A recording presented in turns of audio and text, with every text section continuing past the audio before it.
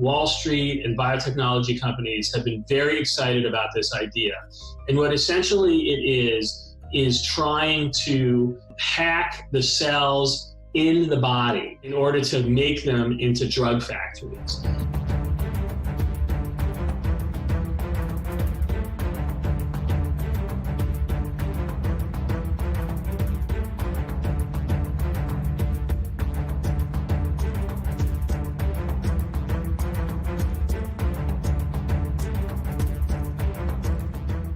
Welcome to the Daily Wrap-Up, a concise show dedicated to bringing you the most relevant independent news as we see it from the last 24 hours.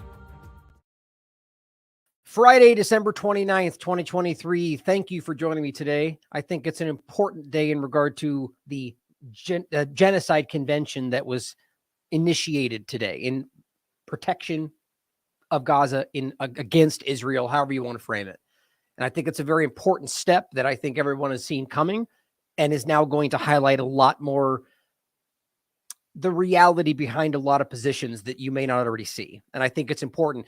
A lot of people immersed in the diplomatic side of this have been talking about how everyone's well aware that it's not really an issue of whether they believe this can pass, but rather that if it does, it's guaranteed to, or rather that in an honest sense, that this everything you need for this to be clear is already present, and people that are invested in the interest of Israel's state, the Zionist state, are concerned about that actually becoming that transparent. Now, we'll have to see where this goes from today. I just invited Sam Husseini on to discuss this, as he's been kind of the lone voice. I know there's plenty more than him, but the standout voice in this that have been highlighting why nobody has been calling for the the Genocide Convention, or rather trying to initiate it, despite pointing out and calling genocide. Now, on a quick note before we get started, I'm even realizing right now that if I look stiff today, or I react in a funny way, if you see me in the few times that you can see me on the show today, my neck is hurting. I slept on it funny, and so just in case I look funny, I wasn't going to say anything about it, but now I'm noticing I feel very stiff today. So unfortunately, that's been bugging me all day. But other than the discussion of the genocide in Gaza, and we're going to follow up on that today to start with some important follow-ups, and try to do that in quick succession, because I wanted to focus actually today on a different topic, something that I've talked about in the past, that I've researched in the past, but something that came across my desk, as it were, today and the last couple of days. And I was discussing how this connects with the conversation around COVID-19, the nanotechnology, the magnetogenetics, all the different, the deeper parts of what I argue the mRNA platform and the technology revolves around, and how neurotechnology, neuroweapons, plays into this. Now, this is not new by any stretch of the imagination, not in the sense of, some of the newer things we're talking about. And even in that sense, as we are learning, the mRNA and these things aren't new either. We're just being shown them for the first time. But where this plays into the larger agenda and the parts I've seen throughout this that already connect to this. And there's a video that I want to play today that is unnerving. Kind of the stuff that really kind of gives you nightmares about not just what might be coming, but what has been around for a long time that we're only just aware of, and what has been happening this entire time. And this is the conversation I've touched on in the past around smart dust, the nanotechnology side of it, and what that really can do. And there is an overlap to this, but this gets into the kind of conversation, what I think most Americans at the very least are aware of in regard to the conversation on Havana, the sonic weapon conversation, and how these kind of things can affect your cognition. But that's a really, I don't want to say clumsy, but very surface level, obvious version of what this neurotechnology, neuroweapon avenue is capable of. And this gets into manipulating the way you feel about things, your attitude, the way you act in your daily life on a macro and micro scale. I did that backward, but on individual, but also on a nationwide scale, a statewide scale, a county-wide scale, the kind of stuff. And we're going to go into a video from an individual that works with the Pentagon, with NATO, talking about how very real these things are, which tell me at the very least that they want you to see them at some level, but how they're very, very real. At least they're projecting them as real, and what this really means, and whether or not we've already seen this, and how that ties in with the COVID-19 illusion, and why I think this is, as I've been saying for a while, and not a unique opinion, is a lot bigger than just a medical aspect, a vaccine, or rather an injection. and how big this really does get and how concerning it is as it overlaps with even the foreign policy side of this, testing of weapons and different technologies in places like Gaza. So we're going to start today with a follow-up on what's been going on in the Gaza Strip and the larger agendas around it, so you don't miss some of the developments like the initiation or invoking of the Genocide Convention, another investigation by Haaretz that highlights what I don't know how you can dismiss this as anything other than the Hannibal Directive. We'll go through it. One of the 3 hostages that were shot by the ADF, turns out they were shot 15 minutes later than the first 2. Now we'll go through it. We can talk about it. We'll try to do it in a shorter part to start today, so we can go over the neurotech part, which I think is which deserves a lot more discussion and lengthy overview of the whole topic. But let's start with something that I wanted to make sure you guys are still talking about, that we will be covering a lot more coming up at the beginning of, or rather the end of next month. And that's Derek going to cover the culmination of the fluoride trial, as we hope it is ultimately the culmination. But the point is it's culminated many times already. It's been pushed away because the evidence around how dangerous fluoride is, if you don't already know, is already there. It's present. The studies have been done. The toxicology report has been presented. They've just been dragging their feet for, I think, 5 years now. Even the information has leaked out that shows you, their own study shows that it's hurting your children. They still make a point to hold it back.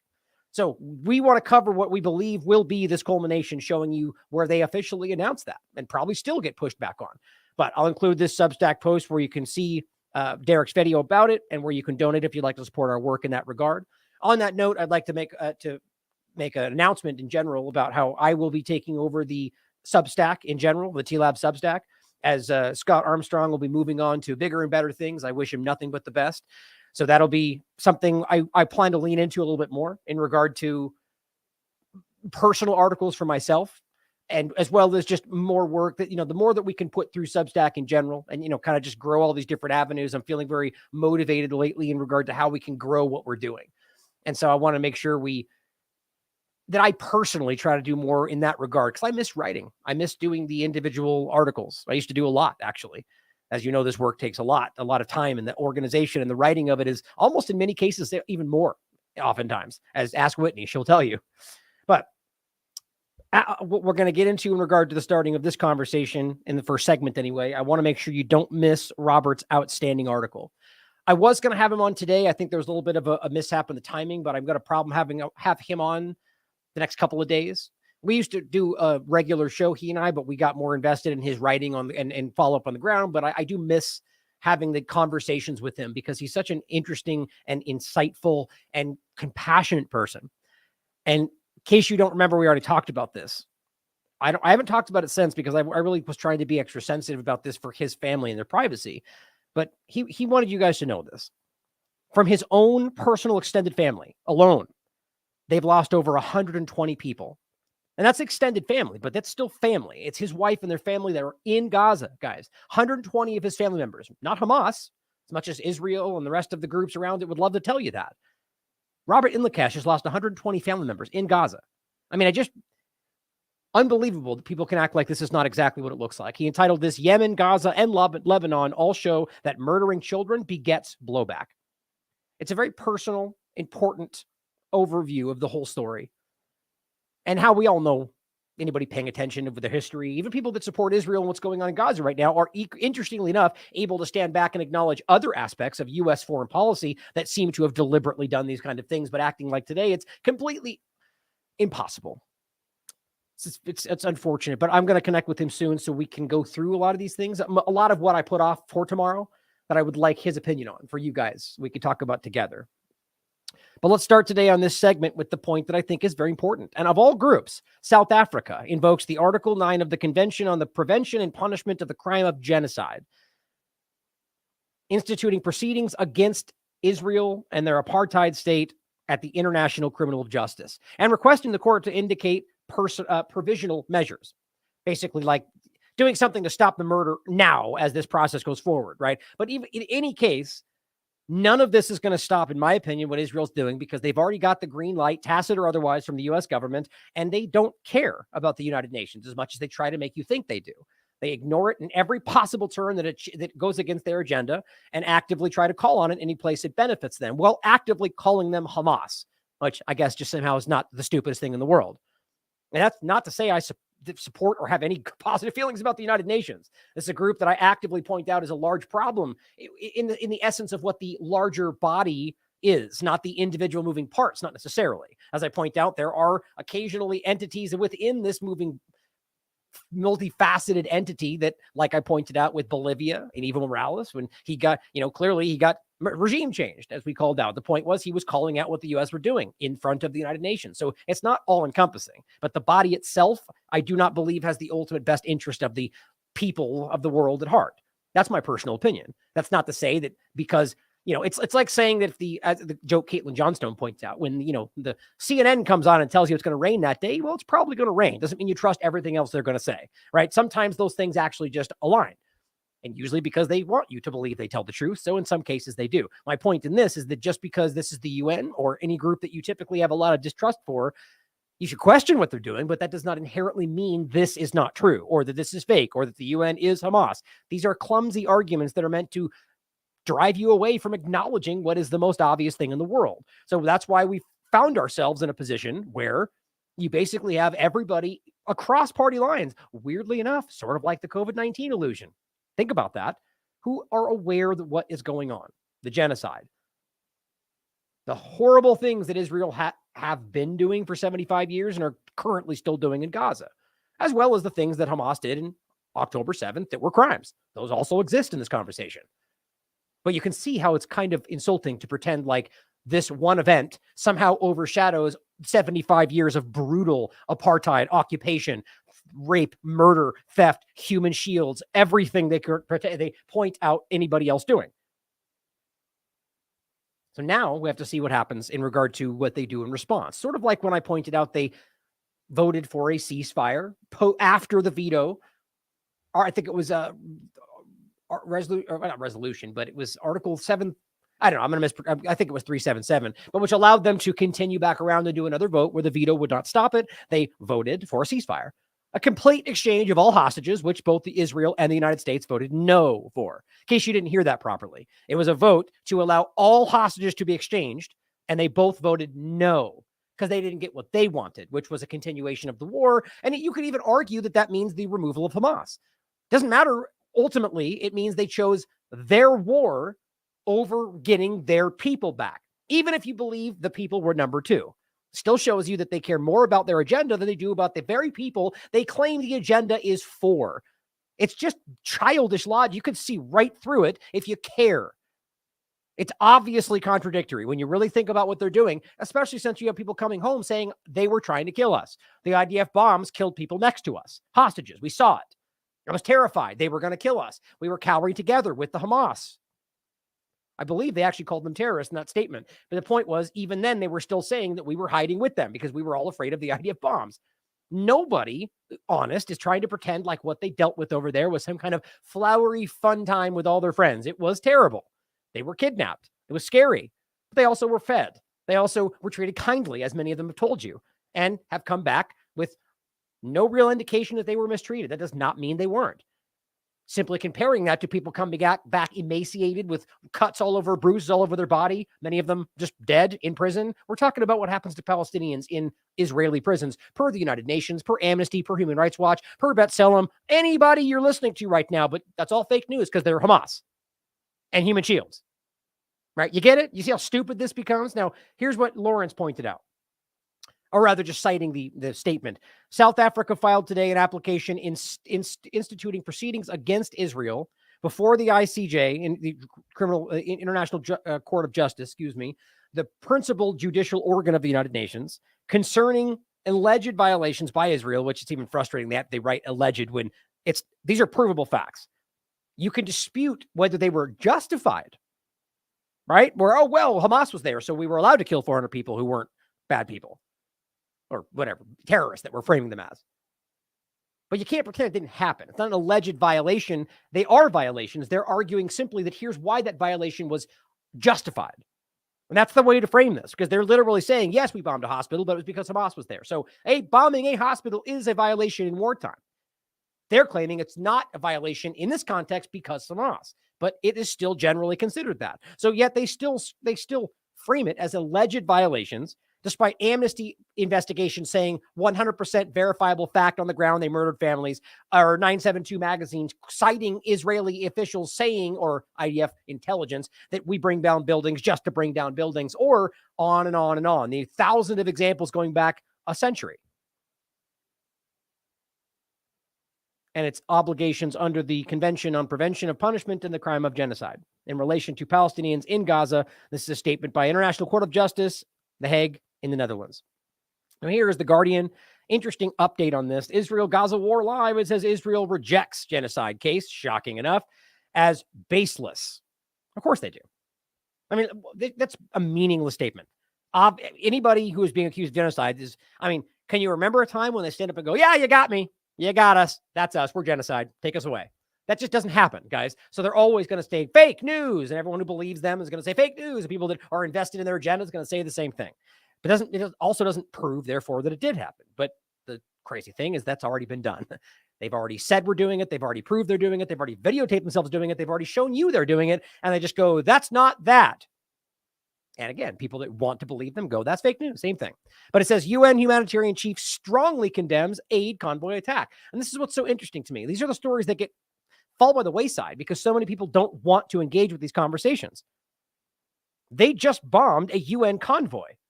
And the UN speaks up and says, whoa, that's a problem. This is a UN relief chief, Martin Griffin, saying, I strongly condemn an incident yesterday. This is on the 28th. In which an aid convoy, the very aid convoys, they keep saying, Hamas, they're hijacking. They're the ones stopping it. They won't let them come through. Or let's remember in the very beginning when they were going, it was actually our really embarrassing Matt Miller, who argued that there was Hamas stopping it from coming through. And then we were all like, that's not possible, seeing as how Israel controls it. Matt Lee pushed back and he goes, oh, wait, no, it was actually that there was not enough people. What was the argument they said? That there was not enough people around to bring it through. And he kind of wish-washed back and forth. Ultimately, the reality is Israel controls the borders involved with Egypt, but the point is undeniable. It's been acknowledged by every human rights group, the United Nations. This is an open air prison. That's why it's an apartheid. All they're doing is just pretending that's not true. I guess that's all they got. But he says the convoy was clearly marked and its movements were coordinated with the parties. So here's what he's saying. Obviously, it was marked as a UN vehicle. Or rather just marked as an aid vehicle, and they were aware of that. On top of that, they told them they were coming. They responded and said, yes, we know you're coming. That's how this works. This is like saying, here's a hospital we're using for UN aid. We're letting you know that we're here. That means it's off limits. And they go, yes, we know you're there. And then they bomb the hospital, which has happened more than once. And the UN has been screaming about it. Safe areas are being bombed. They're bombing UN refugee camps. They're bombing UN hospitals, UN schools. And all they do is go, Hamas. Nobody's proven that. It's a huge allegation of a group that I'm not supporting. But think about the allegation of suggesting that not just the UN Palestinian Refugee Agency, but that UN from the top down are literally covering for a 30,000 strong terrorist organization in the Gaza Strip. Like, ask yourself why that even logically makes sense. What's the inside? What's the benefit here? And I'm not saying it's not true. I don't think it's true. My point is that it needs, just stating these kind of arguments with literally nothing to back them up, when you have a mountain of evidence showing you that Israel literally funded the very group they're pretending you see how backward this gets. Everybody sees through this. And he says attacks on humanitarian workers are unlawful. The conflict must stop. Well, just refreshed on me. As they tend to do, as I've shown you so many times. That was it, really. Oh, here it is. So it's saying, I think I have got right here. Yeah, I've got them right there. I'll come back to that in 1 second. So the point is, what's interesting is that they are literally bombing UN convoys. They're not trying to say, oh, well, they were Hamas. They just kind of let that go. In a general sense, they're saying UN is covering for Hamas, or as I guess I'll show you now, or saying, as Martin Griffin points out, you think getting aid into Gaza is easy? Think again. And he just lists off all the problems. Confusion, long queues, growing list of rejected items. This is all from Israel, mind you. A crossing point meant for pedestrians, not trucks. They're using the wrong crossing point. Another crossing point where trucks have been blocked by desperate, hungry communities. A destroyed commercial sector. Constant bombardment, Israel bombing. Poor communication, damaged roads, Israel, all Israel. A traumatized and exhausted population crammed into a smaller and smaller sliver of land. Shelters which have long exceeded their full capacity if they're not being bombed. Aid workers themselves displaced and killed. This is an impossible situation for the people of Gaza and for those trying to help them. The fighting must stop. So here's what he says. That's a long list without mentioning Hamas hijacking aid trucks. So this is what I keep showing you in regard to how embarrassingly clumsy their reactive propaganda is, right? So yesterday, this comes out and they go, oh, this is today, but this came from yesterday. No, it didn't go too far. No, that's right. What? You guys just saw me scroll down to that. Did it just remove it? I literally just looked at it. Was it this one? Oh, it's right here. Okay. I guess that updated and then removed the bottom. So the point was this post, or rather, excuse me, it's even just from earlier in the day. So my point is that I take it back. This happened yesterday, right? So yesterday, he posted this today, but yesterday they bombed an aid convoy, which, by the way, has happened many times. Even Egypt called them out repeatedly in the beginning, but people were far less open to hearing what they were doing in the beginning. So yesterday they do this. It gets called out all over yesterday. Martin Griffith steps up today, earlier in the day, and calls it out. But so my point is, people were saying, you bombed an aid convoy. What do? They come out and say, Hamas is hijacking aid convoys. Not necessarily in response to the fact they bombed the convoy, but at the same time, because this post is about that. You see my point? So instead of propagandizing you for their narratives that are going to come, they're desperately trying to cover what they do by secondarily coming out with propaganda that they can't prove. Then literally says UN officials, the UN relief chief he's claiming is just covering for Hamas. No, he's calling you out for bombing a UN aid convoy full of aid that you know is going to go help the Palestinians that you don't want to happen. I just think that's incredible. And Ezio Voice for Palestine points out, stop your lies. And this is important. I agree with all of this. He even overlooks the Israeli-Egyptian collaboration at the Gaza border, where an Israeli checkpoint on Egyptian soil severely delays aid. Oh, this is a different point. No, either way, this point's what I was going to point out. I'll read the whole thing. He says, where an Israeli checkpoint on Egyptian soil severely delays aid, causing truck backlocks for delay. I believe this is the same point, but I think I have the wrong one. There was another one where we're talking about the earlier points on this. But in any case, he goes on to simply point out that this contradiction, first of all, that obviously if it was just Egypt's choice, I think he's insinuating that it wouldn't be delayed, but it's because of Israel checkpoints on Egyptian soil that cause more. So as he pretends I'll play a clip for you next, that Egypt are the one making these decisions. We know that's not true. And international bodies have already called that out. But he says this contradicts the notion of Israel aiding Gaza. They could permit aid through their own borders, but instead impose a bottleneck. This is a choice, guys. This stance makes the argument of Israeli support for Gaza implausible, as they share a large border and could easily facilitate food and supplies or allow UN assistance. Instead, Israel's actions contribute to the escalating crisis in Gaza, making life unbearable and hindering UN operations, which, by the way, is what the UN has been saying. But they just go, UN is Hamas, so shut up. And people who want to act like that's all you need.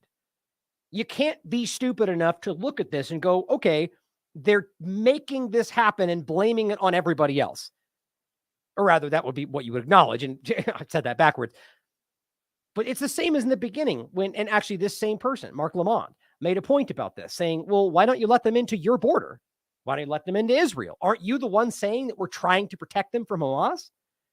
You can't play it both ways. Either you're trying to save the good Palestinians or you don't think there are any. Okay, so if you're trying to save the good ones, which is your whole narrative, then why don't you let them into the largest, most obvious choice? Well, because they don't want that. Because every single official that has spoken about this has said, there are no safe, they're all terrorists. We want to kill them all, take them all out. They're all human animals, make it a parking lot, over and over and over. So after they bomb aid trucks, they go, Hamas is hijacking them. It's as simple as that. And here is Mark Lamont pushing back on an Israeli official who is simply saying, rather, he refuses to move past a point because he wants Lamont, bullies him into saying the same thing he's saying, even though the truth is we can prove Israel has control of every border of Gaza. It's an open air prison. Israel controls what goes into Gaza and what comes out of Gaza. Israel controls the population registry. Israel controls the flow of people and the flow of money. Israel controls Gaza by land, air, and sea. Is anything that I just said untrue? Yes. Which part? Everything that you said is not true. Palestinians Israel does not control the through... population registry of Gaza? It's an easily proven fact. And he's just denying that. No. Israel doesn't control the flow of goods in and out of Gaza? Easily proven. No. Israel does not have any military presence on the border of Gaza? Between Israel and Gaza, but not between Gaza and Egypt. It's fundamentally false. I mean, ask yourself how that would even make sense. Are you really trying to pretend that you have a completely unprotected border just hoping that Egypt does your job for you? That's absurdly stupid. I'm sure Egypt has people on their side of the border. Israel has people on their side of the border. Or are they pretending that they allow Hamas to control the border with Egypt of Israel? I mean, guys, this is my point. These arguments are fundamentally flawed, and they don't care. It's easy to prove. They move through Egypt whenever they want. Whatever they want, they can bring. Okay. Oh my God. You can go. It's very easy. You take a car, you go through Rafah, you go to Cairo, and you take a plane, and you go to Europe. Okay, so what you're arguing is that Gaza is its own country. That's the game they love to play. And so Hamas can just load up a car and go into Egypt. Okay, so let's say Hamas goes into Egypt through the border with what we all know is Israel. Not that it should be, but that's what it is. It's not Gaza. There's no Gaza. There's no Gaza Air Force, Navy. This is a function through Israel. And that's why every international body has made that clear. It is an occupied territory. So if they were to go through into Egypt, are you pretending that Israel would just allow and not take, like, the point is the responsibility would fall on the country from which they're coming from. That's the whole reality. You can look this up in regard to the international. I mean, like, there's so many easy ways to prove this in regard to the UN, in regard to the way that they process the checkpoints through these crossings. It's obvious that Israel has always had control of this and continues to. And yet they just lie to you. And even worse, the people that take these stories, the corporate media, and 99% of the people out there covering this just let that fly. Or at least that's what it was, the way it was. Certainly not the way it is right now, not as much as it was before. Hopefully it's continuing. People are finding the courage to call out these lies. We don't stop them. Okay, sir, I think the international community will be surprised when they hear your words saying that Israel does not control, again, the borders, the population registry, the electromagnetic sphere, every part of Gaza. Right. But that's up for the international community to decide when they watch this interview. Let me take you. But you don't even. It's a fact on the ground. If someone from Gaza wants to go out, they can go to Rafah if the Egyptians will let them. I don't know if the Egyptians will let them, but it's not in Israel. Respectfully, sir, that's a straw man. No one is disputing that Egypt has control over the Rafah border. The border between Israel and Gaza is not controlled by Egypt and Gaza. I understand you've made your point, sir. Sir, you made your point. Sir, you've made your point. If you're saying that you're not willing to move on unless I agree with you that Israel doesn't control Gaza, then we can't continue because that's not a fact, and I refuse to acknowledge something that's not Israel true. Israel is not control Gaza. Israel is not. You've made your point. Are you willing to move to another question, or are you willing to move to another question? Yes. Okay. You just admit that Israel is not control Gaza, then you can go on. Okay, well, I'm not. Okay, sir. Okay, sir. So, sir, understood. So, sir, I'm not going to admit that Israel doesn't control Gaza, so I'm going to thank you for your time. So I appreciate you joining us up front. Have a good day. Good for him. Good for him. Look at this. He literally says, you just have to admit what I want you to say, and then we can move on. Do you not see how that shows you? That's probably just subconscious. Like, that's just what he's been used to in the engagement with his nonstop, whoever is spinning the lies about the state of Israel. People cow. They will be cowed along by pressure. It's been constant. None of that has to do with some kind of a racial point that you people would love to make it into. And I mean, in that sense, anybody out there lying about this topic. People just love to wink, wink. Here's what they mean. It's just, it's hilarious how the most benign terms become whatever people want them to mean in the minute of the fervor of a topic, right? Now, the point of all of this is that ultimately we're talking about the initiation, the invoking of the Genocide Convention, while they're literally bombing UN convoys full of aid for the people that they claim they're trying to protect. Like, I think they're very aware that they are going to jail if this ever gets out of their hands. Like, if the US government, let's say, allows this to become, if they see any level of accountability. And this is exactly why I think they're so aggressively harping on the UN, because for whatever reason, there are people within this entity that have been actively calling this out. Here's what the UN News recently said. Children, women, young men, old men and women, people bleeding out. At the same time yesterday at Al-Aqsa, I saw a woman who had multiple gunshot wounds. An attempt was made to refer her, and she was referred back because she was bleeding so heavily. So, I mean, there's blood everywhere in these hospitals at the moment. We're seeing almost only trauma cases come through the door, and at a scale that's quite difficult to believe. It's a bloodbath, as we said before. It's carnage. Wow. I mean, it's just those terms in general. And my point was, as he says, we're only seeing trauma cases through the door. It's just, there's just no way to pretend any longer after. Just think about how long this has been going on. And they're still calling this defending themselves. They stopped using that term because it's ridiculous at this point, but they still make that insinuation. There's just no way to pretend ever, but any longer, that this was only about Hamas. We're long past that point. This is now and always was about ethnic cleansing of Palestinians in general. By the way, and as I say right there, I say this assuming that you've somehow managed to miss the repeated, explicit statements by numerous Israeli officials to that exact effect. That's how crazy this is, how obvious this is.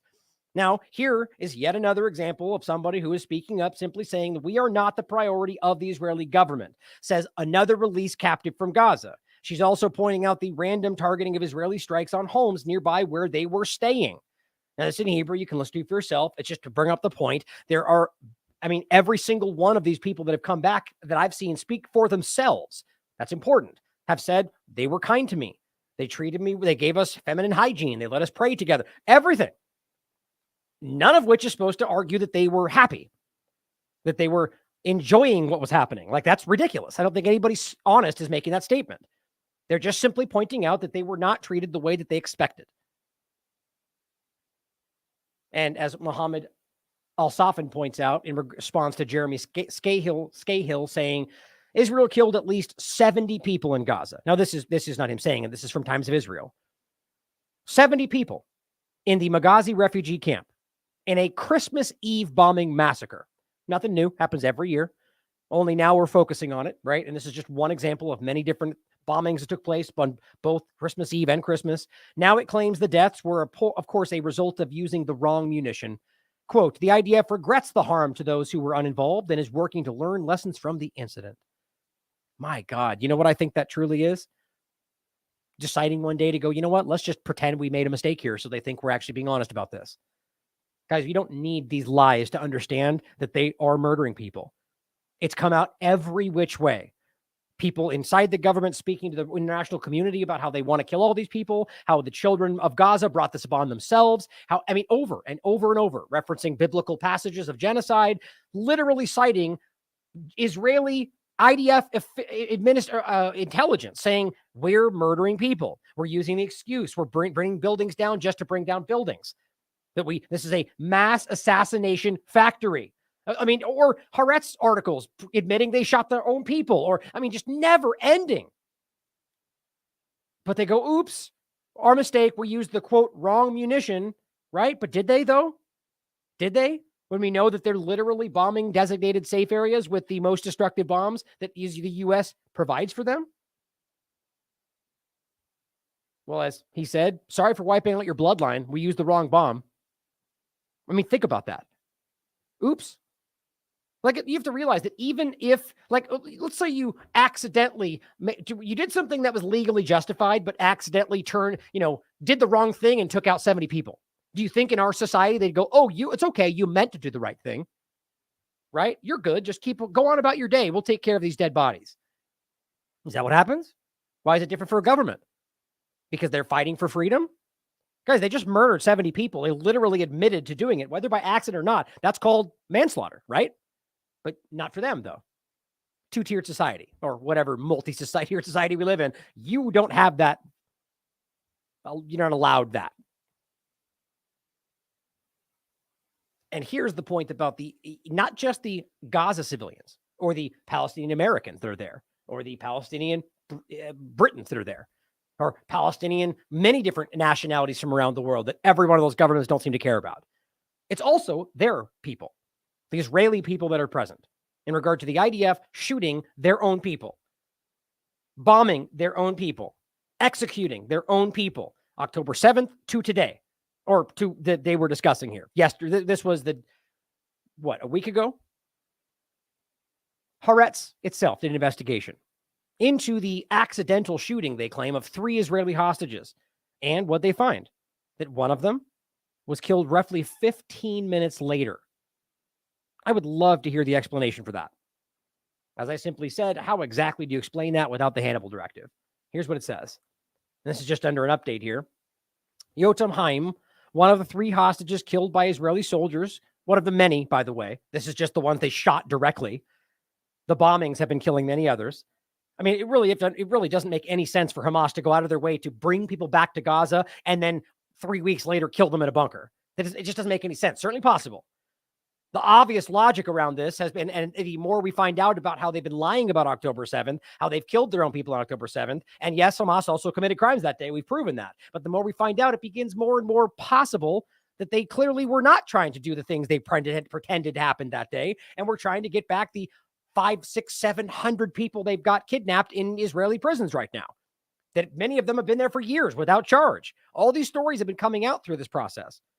The point was, of these 3 they killed that they admitted to, Haim was shot 15 minutes later, according to their own investigation. During this time, this is what the report said anyway, the battalion commander of the IDF urged Haim to leave the building, into which he fled after the other 2 were killed. So there's only 2 ways to hear this. The point is, when he came out of that building, they shot him. So there's 3 people, all Israeli hostages. 2 of them came out with remember what they wrote was they had a piece of white cloth with basically used food to write SOS. They shot those 2 people. You could go ahead and pretend all day long that was an accident. I don't know how you make sense of that. Then this guy, Haim, ran back into the building. This is what they reported, their own investigation, both the IDF and Haaretz, right? The battalion commander urged him back out. Now, you must believe at this point he's going, I'm Israeli. In Hebrew, don't shoot me. I'm a hostage. Right? They urged him back out, and he was then shot by 2 soldiers. They claim, despite the commander ordering them not to. Now, you could argue that's the case, but then how do you possibly explain that? I think, guys, the most logical explanation, knowing how we've already proven many times over that, yes, they did shoot their own people.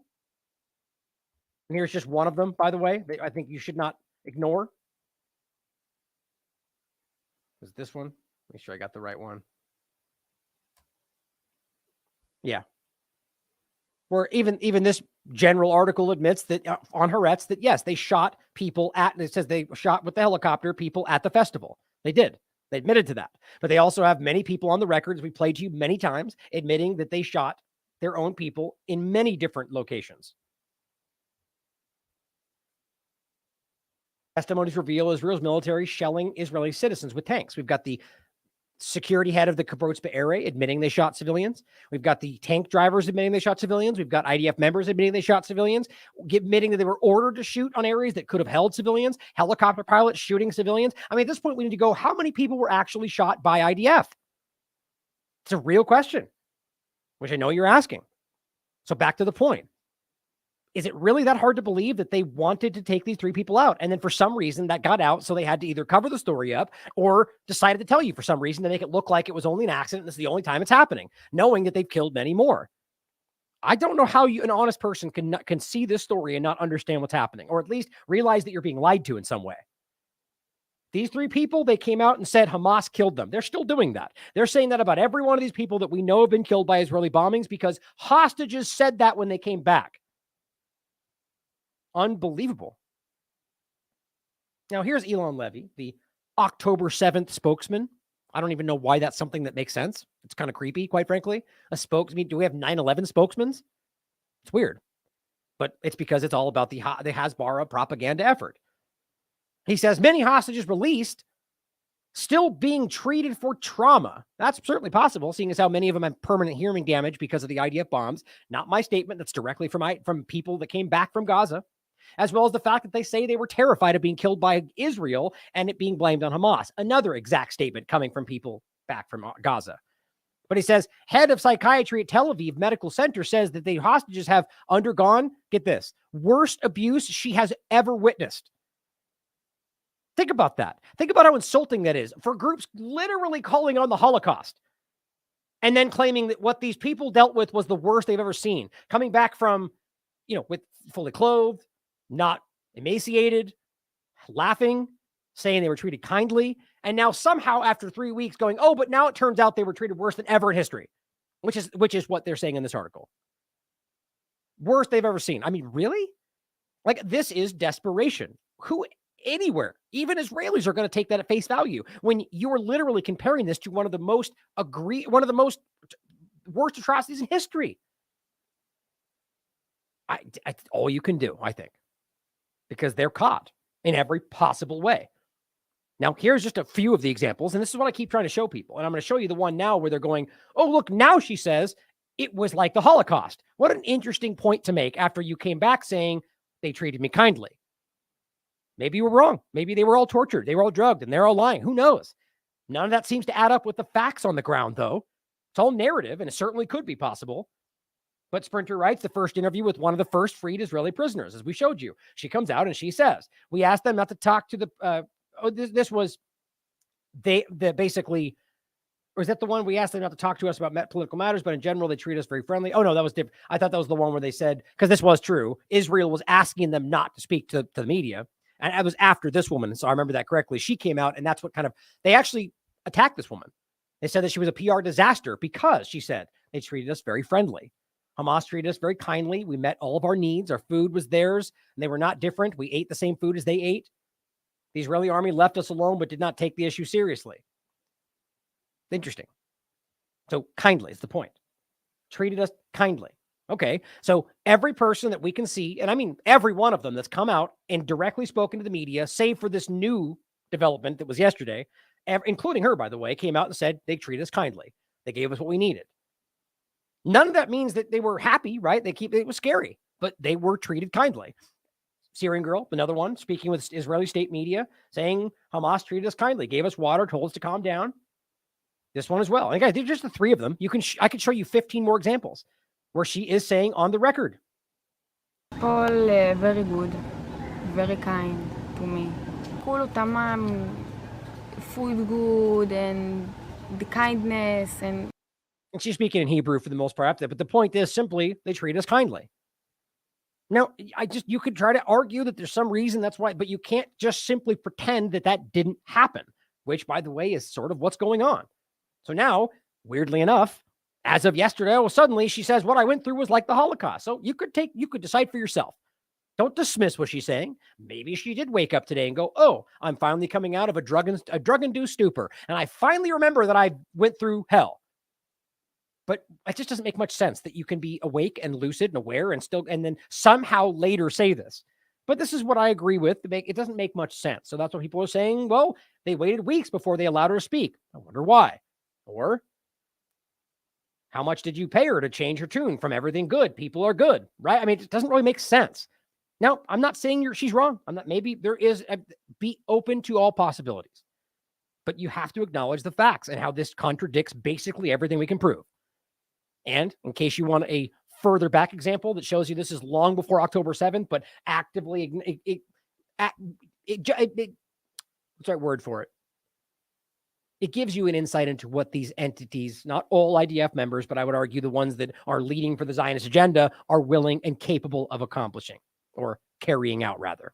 Violence, which is not really discussed within Israeli society. And when I saw through my view from the operations room was time and again how acts of violence against Palestinians are just under rug swept and covered up by the military that doesn't enforce the law on violent settlers. So the fact that you're occupying Palestinian territory, that's the root to the problem.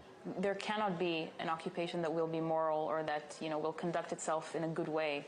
It's the problem is inherent. Oh, and sorry for the podcast. These are former IDF members speaking on the record. In the mission, and the mission is occupying people without them having rights and dignity, and without them choosing to be under this control. I've gotten orders and given orders to my own soldiers that I later regretted. I'll give you an example of something very systematic.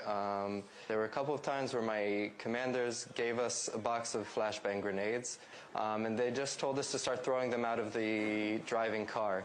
When I asked why, they told us to make the Palestinians understand who owns this place. So from my own experiences, I know that this occupation needs to end. I know that it has nothing to do with the morality we expect from ourselves.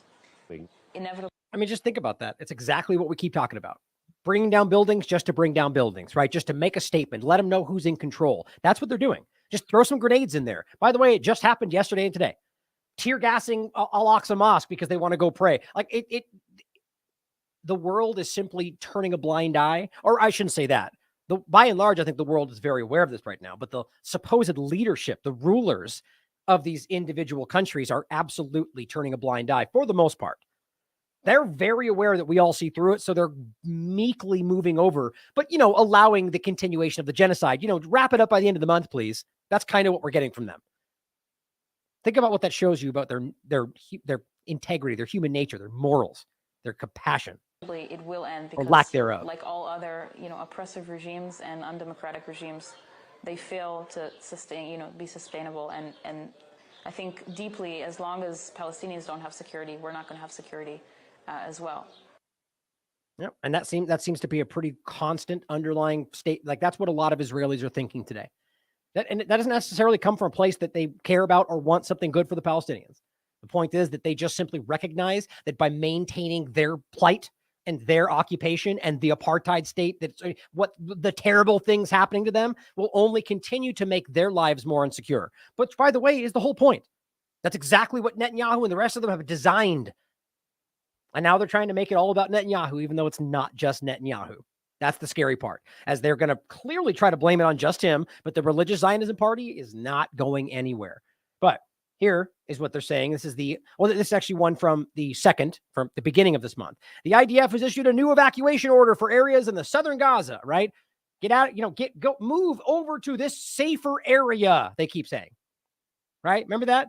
These are the safer areas, and then they bomb those areas. Just in case you didn't see that the New York Times investigation on the 21st used one of the most destructive bombs in southern Gaza, but in case you didn't see it because of the watered-down title, which they've altered, here is what even Haaretz said. The most destructive bombs in areas designated as safe areas. You can't pretend like you're not bombing civilians when you're literally saying, go here, it's the safe spot, and then bombing the safe spot. Anybody pretending that didn't happen is simply a dishonest person. They're doing it. They're not even stepping up and going, wait a minute, that was because Hamas suddenly ran in right after we said it was safe. They're not even doing that. They're just ignoring it. When you've got their own mainstream media saying this, New York Times covering this, the United Nations pointing it out. And by the way, it just also literally happened and you can prove it. Think about the kind of people actively pretending this is not real. Think about the kind of, my God. Intelligence, integrity, morals, capacity for everything. Think about the lack therein for people like Eli David and Ben Shapiro and Elon, every one of the people involved with this. It's staggering to me. But he says, move to the south. It'll be safer there, right?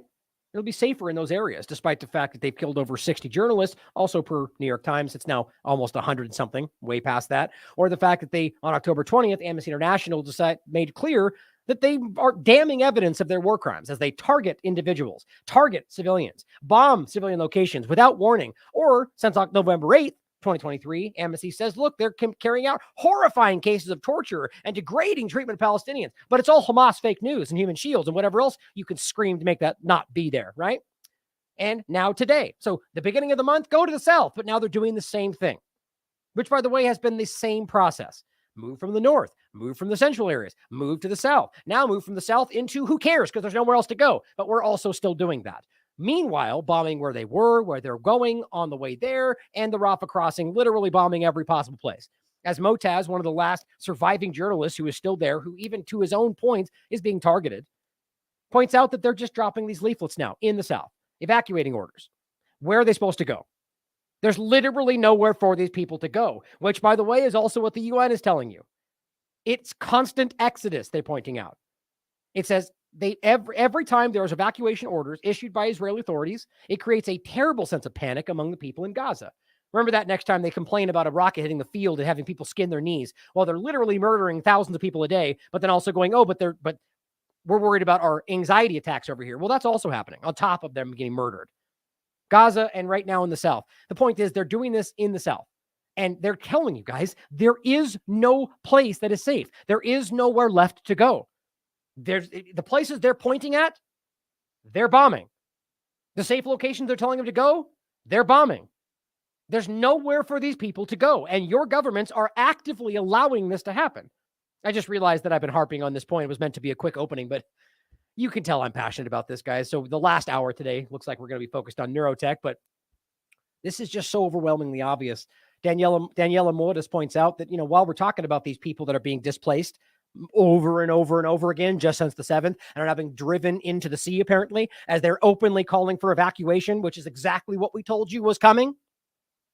The justification for the displacement that 30 seconds ago was a war crime, but now it's what we have to do because they're all going to die. Well, why are they all in danger? Oh, that's right, because you're bombing them into the sea. But what all just becomes Hamas. That's all that. It's easy for them. That kind of murder just seems to come easy to them, doesn't it? It's interesting.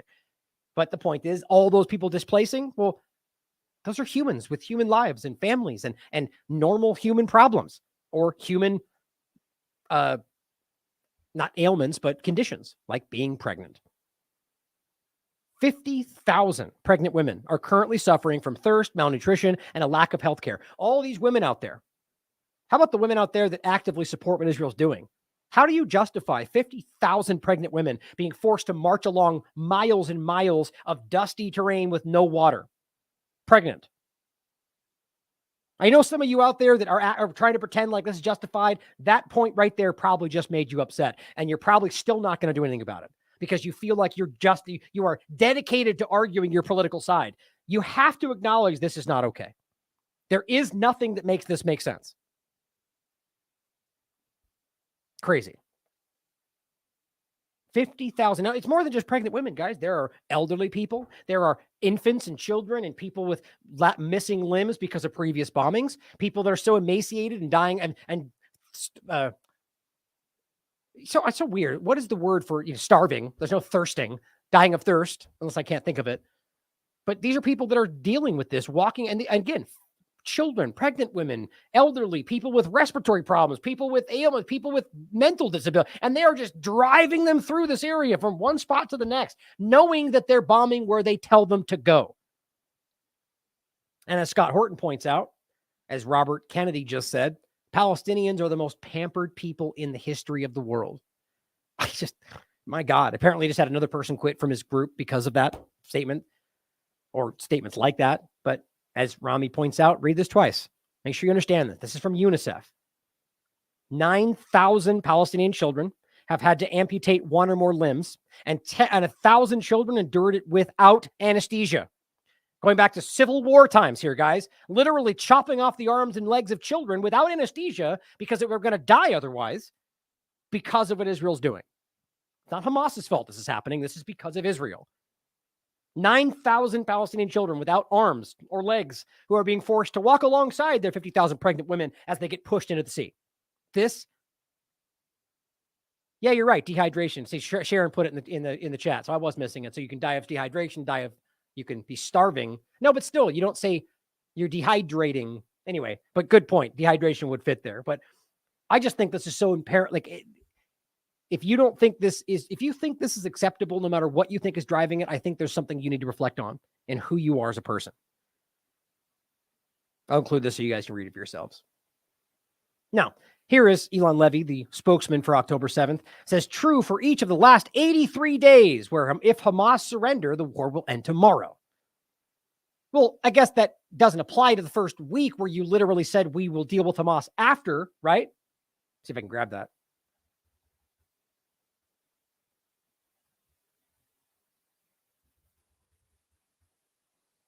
Let's see. Maybe this one? Nope.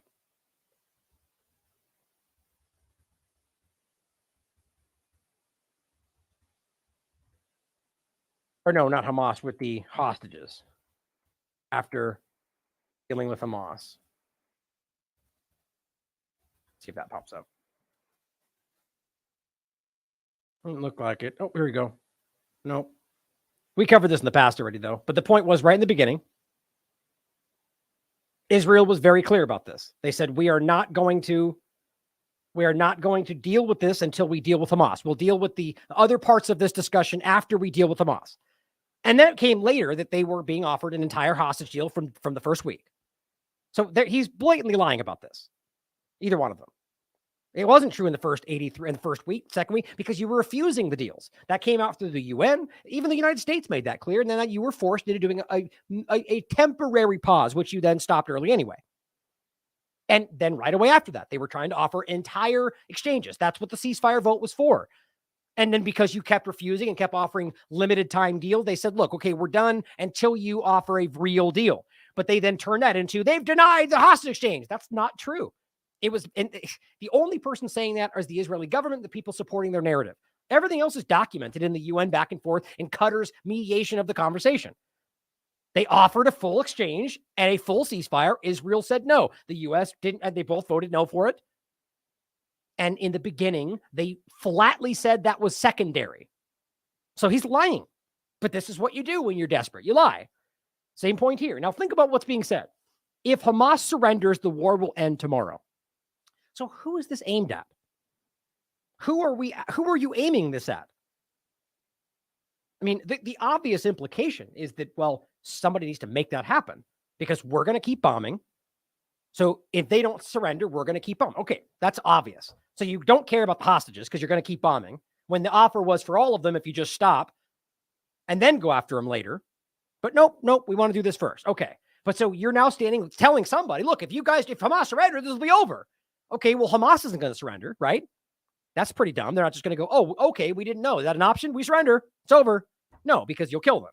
And even then, even if not, that's just not how this works. Nobody's going to stand down and go, we give up, unless they're obviously losing, which it doesn't seem that they are.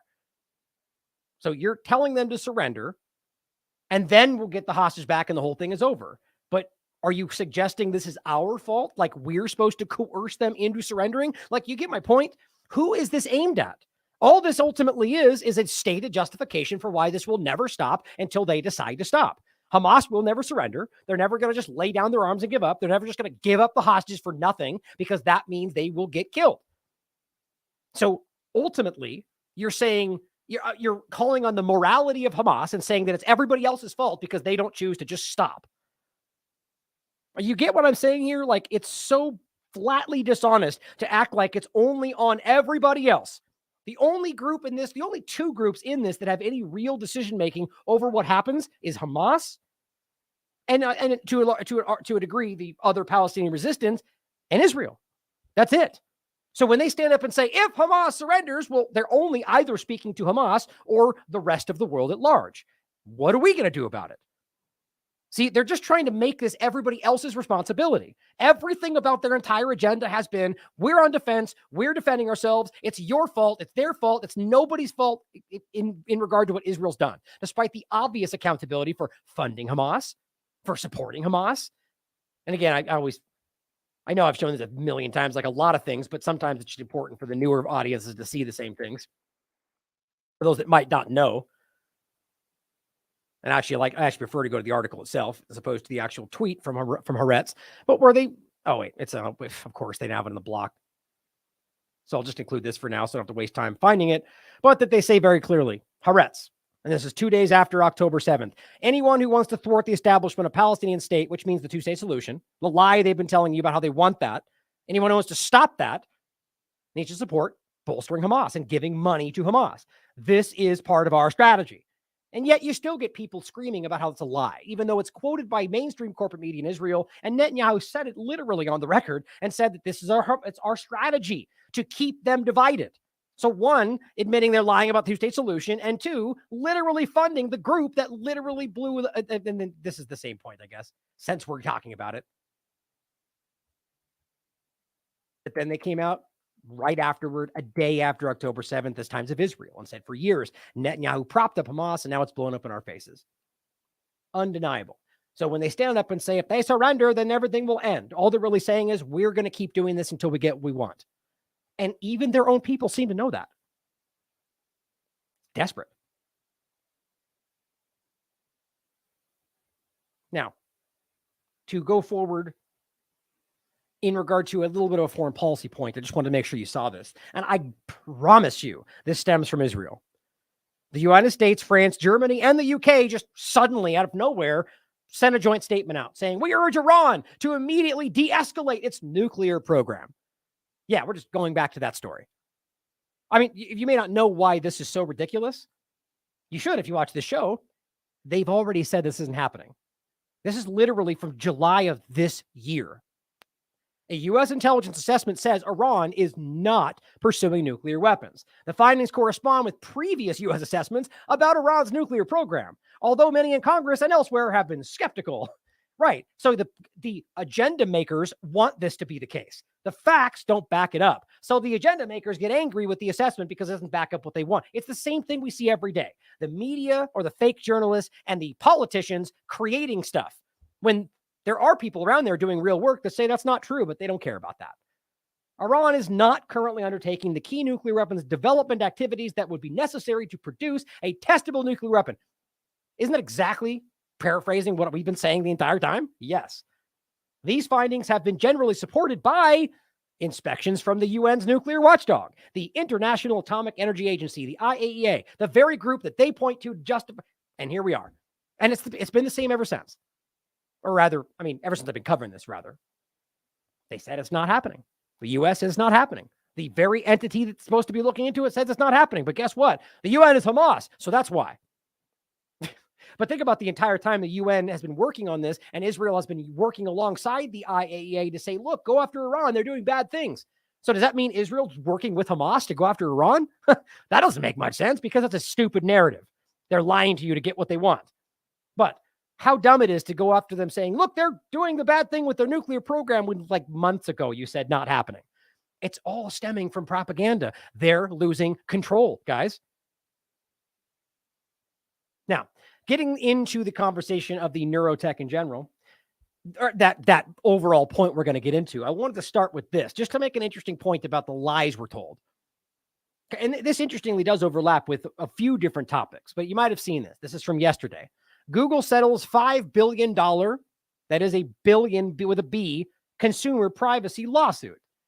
It's not going to surprise you. It's like every other thing you could possibly imagine. And it's, you know, I make this point all the time. And it's not because I'm psychic. It's just because this is what they do. When I tell you they're going to use your private data from the COVID-19 stuff, or they're going to use your data from X, Y, and Z. And then people say, they said they wouldn't, and you're a liar. And then later enough, sure enough, it's not that we did this. It's like, oops, here was a mistake. Or oops, this is why it happened. And people go, yeah, that was explained. Well, it doesn't really ultimately matter. The point we made is that it would happen, and they ended up doing it, which is always the case, which is that they always take your private information. Because quite frankly, I believe they think they have a right to it. They think they own you. And I just mean power structures. But Alphabet's Google has agreed to settle a lawsuit claiming it secretly tracked the internet use of millions of people, but specifically while they were using private browsing. And this is the larger thing, guys. Do you really believe that they're going to be able to, when we get into the nanotech side of this and the smart, like the more technocratic directions, the advancing of technology, where it's going to become very invasive? where they say the lack of privacy will improve the society and blah, blah, blah. But don't worry, it'll be anonymized. Don't worry, we won't use it for personal reasons. Every single time that turns out to be a lie, whether it's a police department or the government or a company. And here we are again. And it's not just using their product. It's using the product they give you that claims this is the safe one, right? Here's Google normal, but here's your private window where we won't do the thing that we go on to do. As the plaintiffs allege that Google's analytics, cookies, and apps let the Alphabet unit track their activity, even when they set Google's Chrome browser to incognito and browsers to private mode. They said this turned Google into, quote, an unaccountable trove of information. My God, a little behind the times, don't you think? You're about 2 decades too late. But it says, by letting the company learn about their friends, hobbies, favorite foods, shopping habits, and potentially embarrassing things. Now, there's a reason I think this gets, well, it is a lawsuit, so maybe this is just organic, but I usually think these things come out for a reason. We're way past this. This is my point from before. If we're still worried about the kind of like digital data they're getting about your personal life because you're typing into a computer versus like the internal biosurveillance that we're getting into, you're behind the times. And I think that's the interesting thing here. My point is, when we do step into that field and they start telling you that it's important to track the internal biodynamics of your body to make sure we're all safe from the next virus, and they go, but don't worry, it'll all be private. Remember this. Filed in 2020, of course, the lawsuit covered millions of Google users since 2016 and sought at least $5,000 in damages per user per violation. Are you going to see that? We all use Google at some point. Nope. But the people suing will get the money. But does that mean that we got, it's interesting, isn't it? But keeping that in mind, we just talked the last show about the appeal discussion that I wanted to follow up on, which then leads us into this larger point for 2 different reasons. One, I wanted to make sure we went over the actual sheet because I didn't notice that they had done fact checks on this. And it was important. When we did this original show right here, you remember we went through this and we went through it very specifically. And I showed you the appeal MSDS sheets that had the same name, but clearly did not seem to be the same product. But I went over them anyway, just to show you what they said and the possible connection. And then went over the specific one that was the more, what they claim is the organic discussion. And they're claiming that people misrepresented the cleaning product as appeal, which we differentiate on the show. But I want to make sure we're clear on this today, that even the one that's supposed to be the actual product shows you that this is concerning for many reasons. And then even more so when we get into the main point of today. Now, here's the video just to show you this again, which I have confirmed, by the way. Like I said on the show, and we talked about it that for the podcast, the appeal, the organic apples that have the appeal tag on the actual product bag with a sticker organic stuck over it, showing you clearly, I think they're trying to hide that. But obviously, we're worried maybe this is a fake thing for clicks on Twitter, blah, blah, blah. This is real. Whether or not the video is real, this is in fact happening. And I'm going to show you what they're using. It's actually called organic peel. Yeah, laugh like everybody else would. Like some Gates-backed concept, WEF-backed concept that's organic peel. So you're making a fake thing to go over it and call it organic. That's embarrassing. But it is there and it is happening. And I want to show you why this is important. First, let's just make sure you remember this video.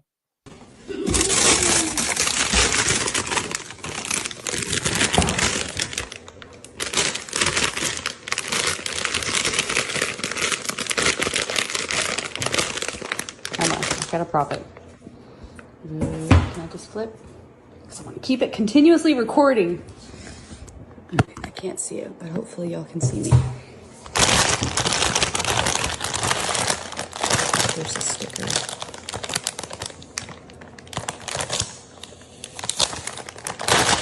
Are you kidding me? So that's the appeal sticker, or rather the on the bag, which is definitely the same company, the same tag, the same logo, icon or logo.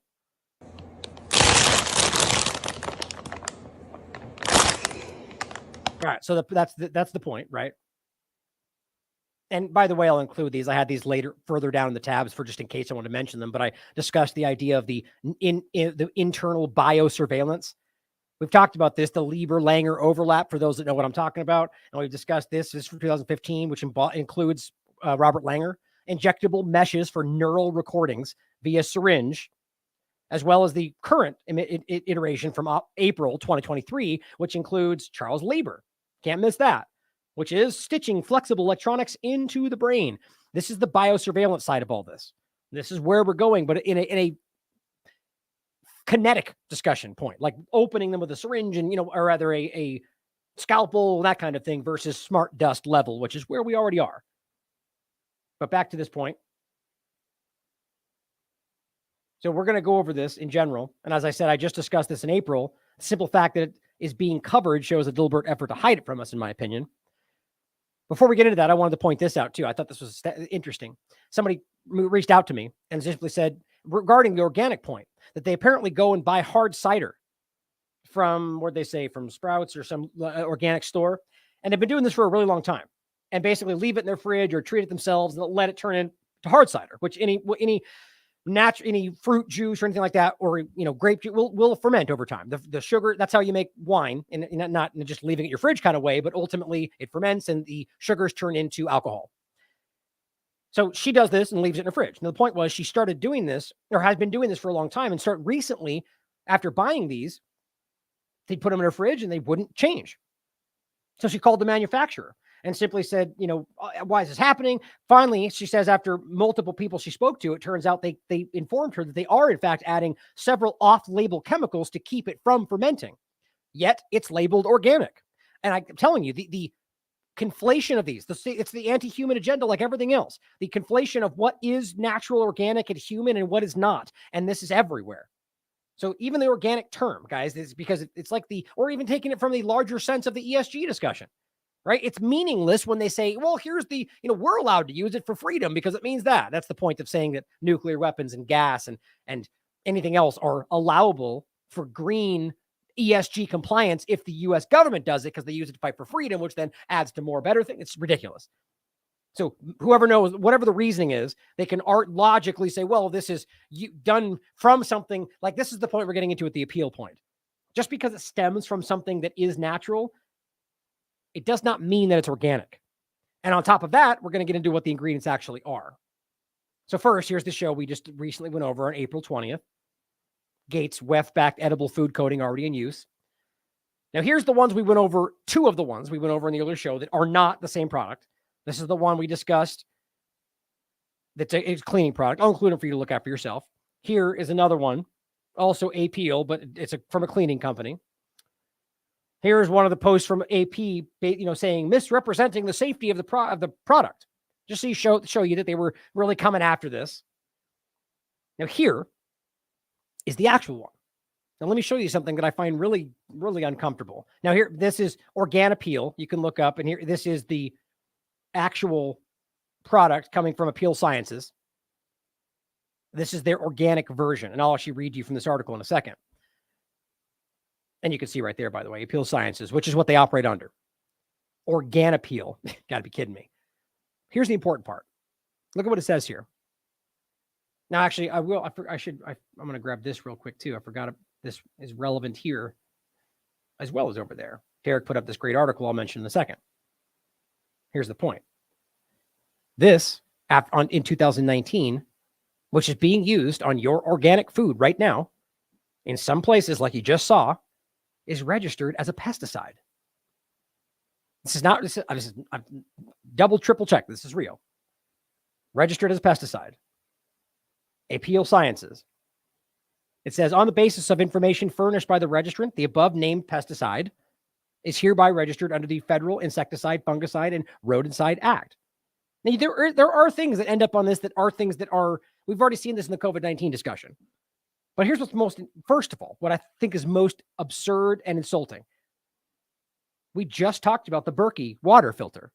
Derek put out this great article, how the EPA is attempting to kill the Berkey water filter. And you know the argument they're making?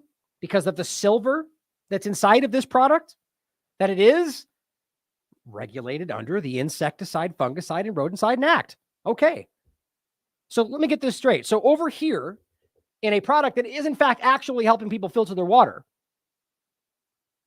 you claim because it is under this act, because it uses silver, even though it does not end up in your water, which makes all the difference in the world, means that you can't sell it for this purpose, to be ingested, right? Okay, I disagree with that. But why then is this allowed to not just be, to literally be ingested, eaten? even though this is registered as a pesticide. This one is not. You're forcing them to do that now. Isn't that wild? I mean, it's obviously contradictory. Here's what it says under the main part. Get this. Active ingredient, citric acid, that's only 0.66%. And that's what they go, oh, it's organic. Guess what? Other ingredients, which we don't get to know, it's 99.34% of what this appeal product is. And I'll show you why that's so concerning in a second, other than the obvious. But this is Organapeel, not just appeal, but the organic version.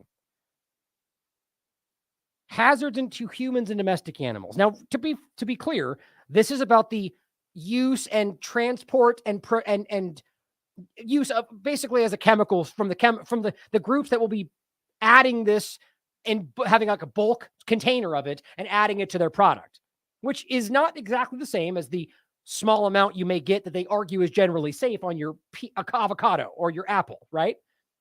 But my point is, if it shows you that it's dangerous for people that are using it and applying it, then at some level, it's still dangerous for you. That's always the case. And you should have a right to know that, not just being told that it's safe and effective and completely organic. It's nothing to worry about. Well, it says right here, caution, causes moderate eye irritation. Well, it seems, and that was my point from the original show. This was not earth-shattering. It was not as alarming and dangerous as the COVID injection, but it was still very disconcerting, made me very nervous about what might have been behind it. But just on the surface, it seemed like it wasn't healthy for you. And the whole sale is that it's benign. Definitely not benign. Quite frankly, I do think it's dangerous, and I'll get into why. That's when we get into the other part of this. But just before that, moderate eye irritation. Well, okay, then your child's eating the apple and rubs their eye, and suddenly they're hurting I mean, these things matter. Avoid eye contact or contact with eyes or clothing. Wear safety glasses with handling. Of course, that's in bulk, but I don't see why that's different. Wash thoroughly with soap and water after handling and before eating. Well, they literally tell you on the thing that that's not necessary, that you don't need to wash it off.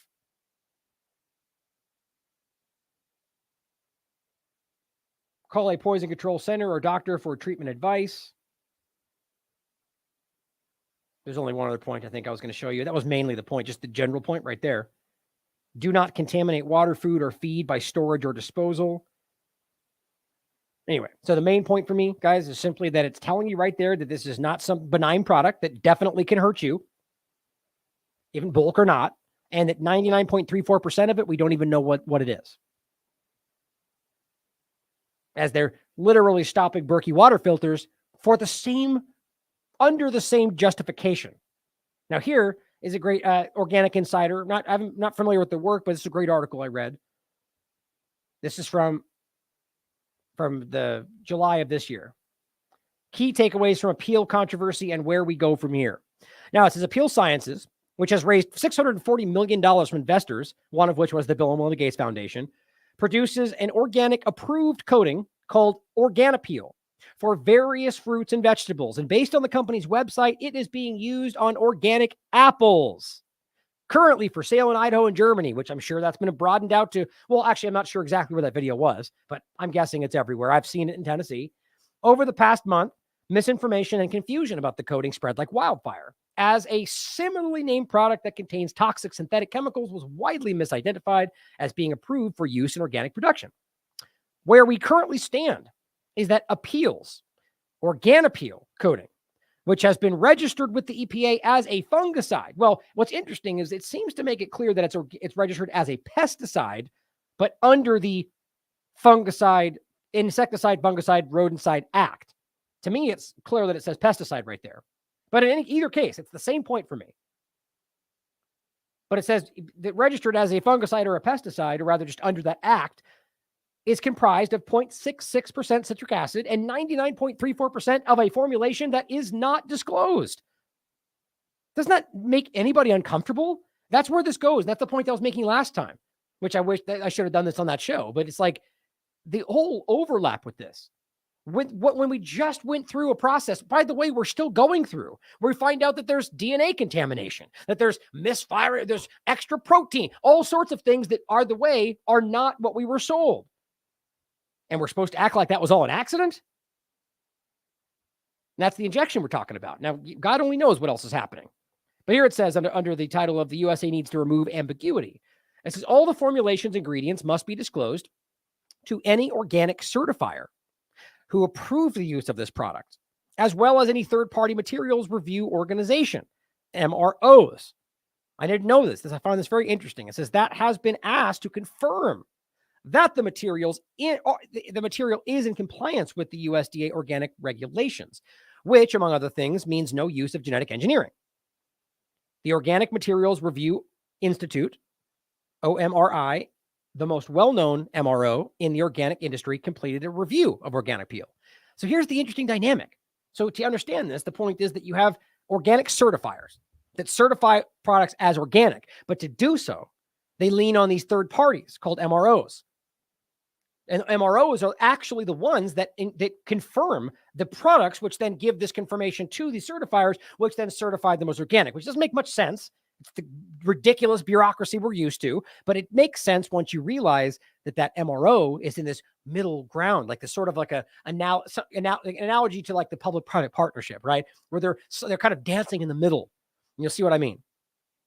It says what we do know, based on public availability of FDA documents, is that monoglycerides and diglycerides, which are additives, they have trans fats, often used in processed foods, appear to comprise part of the 99.34%, something that OMRI would not confirm or deny. Now, why would that be?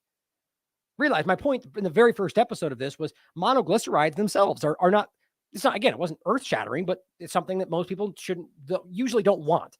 Trans fats are something most people try to avoid. And yet you're adding them to fruit. You think that's going to cause more obesity? I mean, a lot of things you could look into. But it says, according to Orsi Desi, executive director and CEO of specifically OMRI, which is the main one that dealt with Organopeel, it says OMRI reviewed and approved Appeal's Organopeel as a fungicide. So that's them stating that as well, for post-harvest use. Hear this, guys. But not as a fruit coating for use in further processing.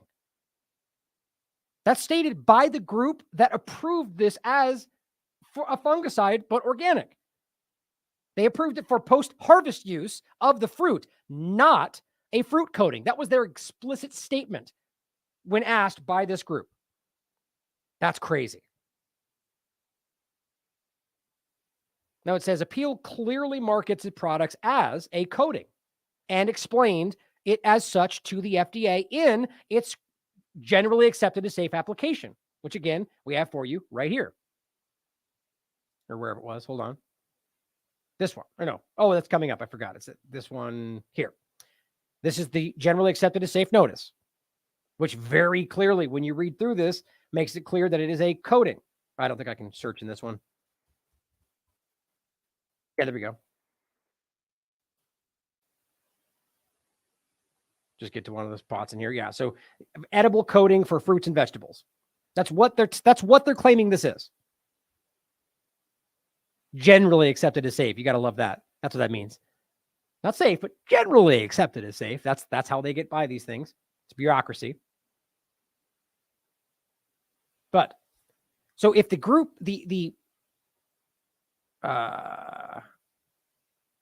dang it, where is it? MRO, the Materials Review Organization, explicitly says this is not for coating fruit, but for post-harvest use. And yet in the FDA application for generally accepted as safe, they made a point to say it was coating. All that really shows you is the FDA either didn't even look or is complicit, like in many other examples. It's a revolving door entity, guys. They are a captured agency.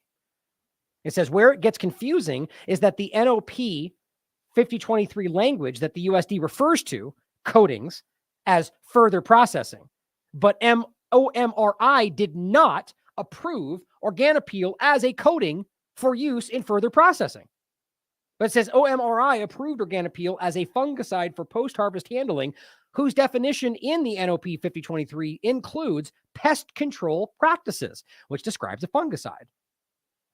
Right? So what is it, a coating or a fungicide? You can't play this both ways, especially when that does not apply to the concept of being edible. But it says MROs are third-party organizations that work closely with the organic certifiers, providing technical expertise to review whether materials and processes are in compliance with organic regulations. But wouldn't you argue that the organic certifiers would be the very people to be able to prove that? It just seems so ridiculous to me. But like I said before, you end up with these certifiers who are now reliant on these MROs to say yes or yes, it is not, or it is or is not. Now, here's what gets interesting. MROs, who are clearly the decision makers, and the MRO were one of the groups that said this is okay for appeal.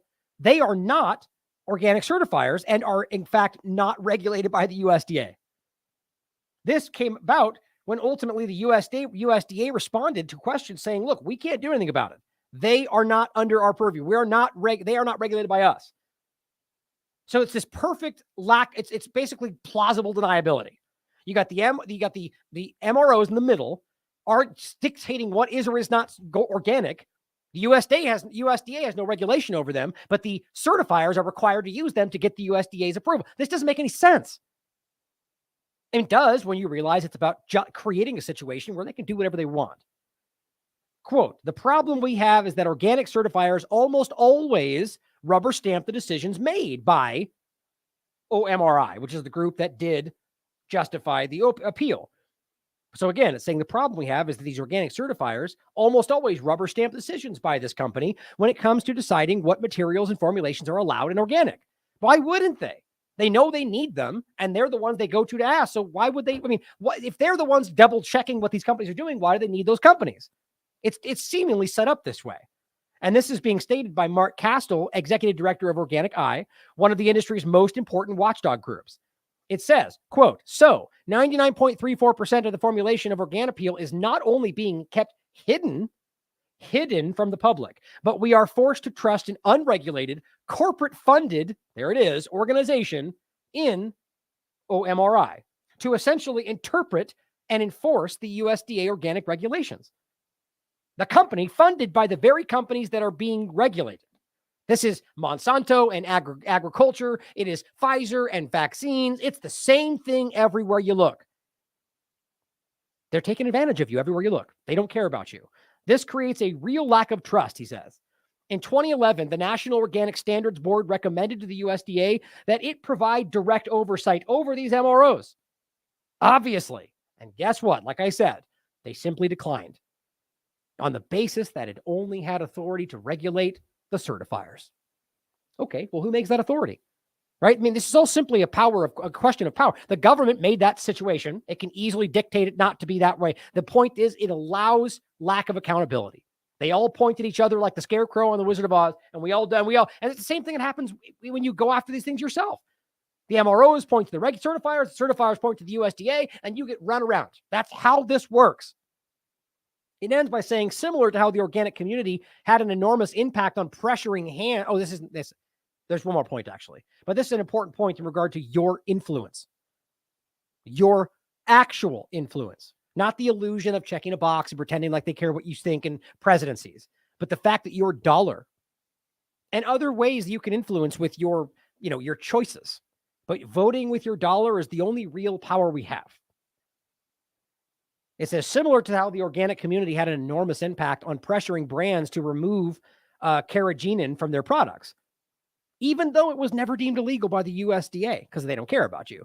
The same is already taking place here with appeal. The point is, natural grocers and plenty of others around the country have already decided to not use products that use appeal. This is one of them that's already banned it in their 166 stores. Not because they're required to, because they listen to you, because they care about what you think.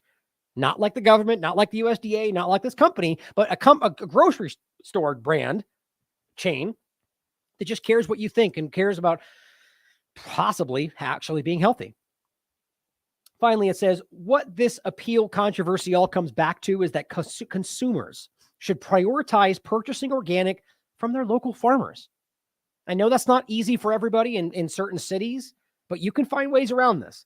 And it says, as these producers will be much less likely to use controversial ingredients and materials. After all, they're not storing produce, which is the only real point of why this is happening, like apples for 6 months or longer. The same holds true for the importance of growing your own food as much as possible. Now, really think about that last point.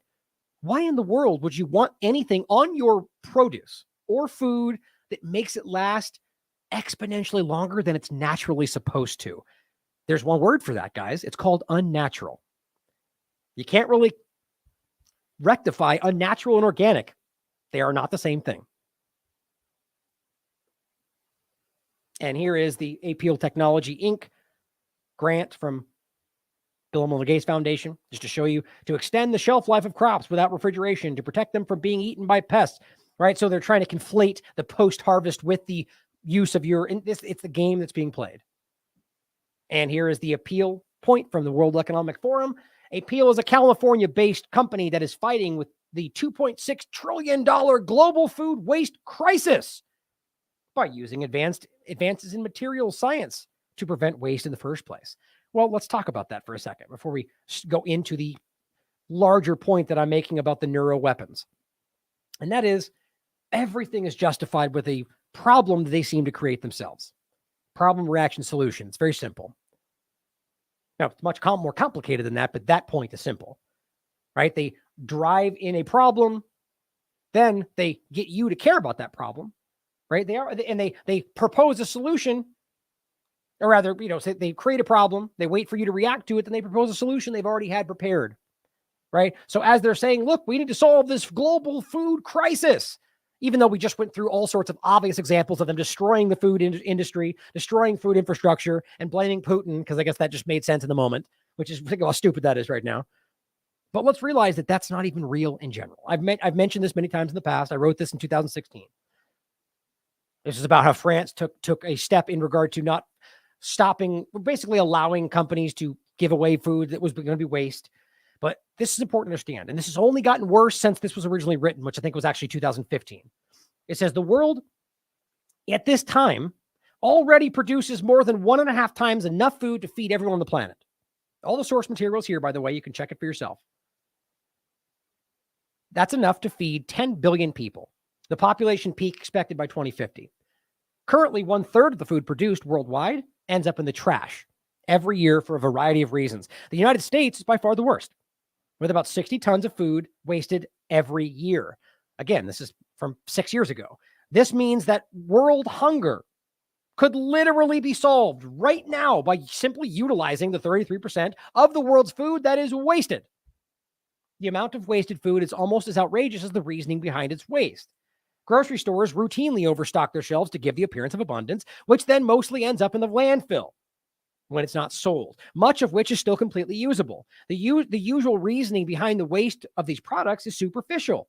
An item that is misshapen or off-colored is tossed upon delivery. These items are trashed, whether or not they would be perfectly edible, for the simple fact that the consumer wants to see a perfectly shaped fruit because this is what they've been conditioned to buy. If a fruit or vegetable does not meet strict aesthetic standards, ask any grocery store. Most farmers will not even attempt to sell it to them. Not in the grocery store point, but ask any of them along the chain. They'll tell you the same thing. The product will be tossed aside because the markets will simply not pay for it. Most purveyors will opt to throw out what they consider to be unusable product instead of donating this to people in need, because they're operating under the false impression, at least that's what they claim anyway, that they'll be held liable if one is to become ill after eating a portion of the donated food. This is simply incorrect, and a common misconception, I think deliberately used. The Emerson Act of 1996 states that if one donates food in good faith, they cannot be sued. They all know this, they just don't care. There's probably a more nefarious agenda behind that. According to the USDA, in 2013, nearly 50 million Americans lived in food insecure households that could have greatly benefited from even a fraction of that food. Lastly, currently, Americans waste, and this again, 5 years ago, waste almost 40% of their food. That's $165 billion worth every year, about 20 pounds per person every month. This wasted yet perfectly edible food could fill 730 football stadiums. The percentage of waste has increased by around 50% since 1974, in a time when California, at this time anyway, and still is, I think, was struggling with its own resources. Throwing away usable product is a negligent waste of the state's labor and natural resources that went into its production, such as water. This gravely needed sustenance then rots in landfills. Many of which, by the way, these stores will literally pour bleach over what they put in this dumpster because they're just that I don't know, petty. My point in telling you this, guys, is a lie will be sold to justify whatever they want to justify. If we already have enough food, why are we putting gross things around the natural food to justify why we can use the perfectly shaped food longer? And people just don't even understand this. So, National Defense University Press. This was posted January 9th, 2020. It's been talked about long before that. I think the timing is interesting, getting into where the use of the injections kind of spurred on this new conversation. Redefining neuroweapons, emerging capabilities in neuroscience and neurotechnology. This was a person named James Giordano, is who I'm focusing on today. Now he writes, as global conflicts assume increasingly asymmetric and gray zone forms, the ability to employ current and newly developing techniques and tools of neurocognitive science to manipulate human thought and behavior, that's really what we're talking about, must be viewed as a present and increasing challenge. 2020. Using neurocognitive tools, which include both physical things like nanotechnology and smart dust, or things like sonic energy, like Havana, that can and do influence thought and behavior in real time. Ongoing developments in neuroscience and technology, which trend toward 5 to 10 years trajectories and progression, make the brain sciences valid, viable, and of growing value for operational use in warfare, intelligence, and national security. Acronym is WINS. Illustrative of this process are a series of U.S. government assessments and such capabilities. A 2008 report by the Ad Hoc Committee on Military and Intelligence Methodology for Emergent Neurophysiological and Cognitive Neuroscience Research in the next 2 decades claimed that neuroscience and technology was not sufficiently mature to enable operational employment. But that's typically what they say when they know they're going to roll this out and don't want you to know about it. However, and that was 2008. However, a subsequent report by this same committee in 2014 noted that advancements enabled several domains of that area to be capable and operationalizable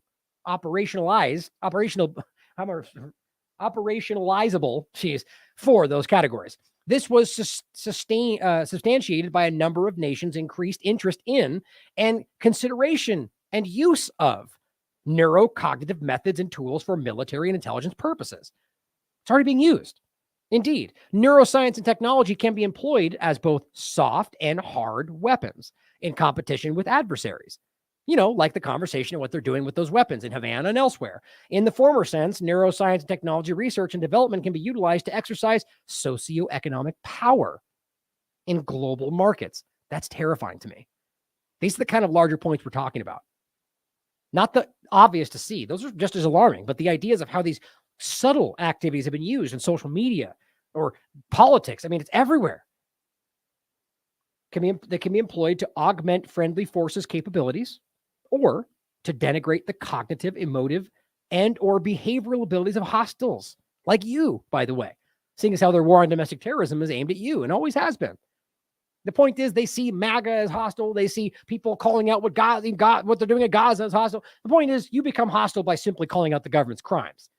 So what they're literally saying is these technologies can be employed to manipulate the way you think and feel and act. It says both soft and hard weaponized technologies can be applied in, this is my point, kinetic or non-kinetic engagements. So nanotechnology that can biologically change you, or ways that they can use non-kinetic engagements that can have the same effects to incur destructive or disruptive. He makes a point about that. Historically, biochemical weapons have included incapacitating or lethal agents such as nerve gas, irritants, vesicants, and paralytics. Numerous examples of such weapons can be drawn from World War II, or World War I to the present. As shown in this table, scientists fortify and add this current palette of weaponized tools. So just realize where this is really going. And it says, while many of these types of weaponized neuroscience technology, for example, chemicals, biologic agents, and toxins, all of which fall in this category, have been addressed in and by extant forums, treaties, conventions, and laws, other newer technologies, this is my whole point, and technologies have not. Thus, particular advances in this area, especially in the areas that we're not even thinking about, have an increased potential for dual use and direct use in the concepts of warfare, intelligence, national security. I mean, guys, it's just so alarming on the surface of this. It's saying we've already passed all these regulatory aspects, these treaties and but there's a lot of this that exists in ways, in realms that we're not even discussing, that the average person is even aware of, and they're already being used. Dual use, remember, weapon or benefit. And on that exact point, actually, we'll come to this in a second. We've already talked about this. The idea of both the injected, but also the aerosolized version of exactly what we're talking about. Dual use tech of mRNA loaded lipid nanoparticles that can kill a cell or it can heal it. That's what we're talking about. So here is, and he got the name wrong in this. It's James Giordano. He corrected it down here on neuroweapons. Now I'm going to stop it many times during this. It's 14 minutes. We may not get to the end of it based on time, but I want to go over much of this. So here, this is I think it says it right here. I thought I had one up here where it said, I forgot. I think I closed it. His background. This one you can see from Brain Science from Bench to Battlefield from 2017. This is the same clip we're going to show you. This one it's from. This is the full clip. It's an hour and 11 minutes from 2017. And I'll read that afterward. Well, I'll read this now. I guess this does give his background. So it's saying basically the use of sarin gas and VX nerve gas and to assassinate people like Kim Jong-nam and all these different, what they've done, by the way. It's simply saying all this is something that we're discussing and that what they're working on, the working group for the European Union Human Brain Project. Sounds lovely. It says reinforce the need to more rigorously address research and the use of weaponizable brain science. The point is they already know this is happening. Dr.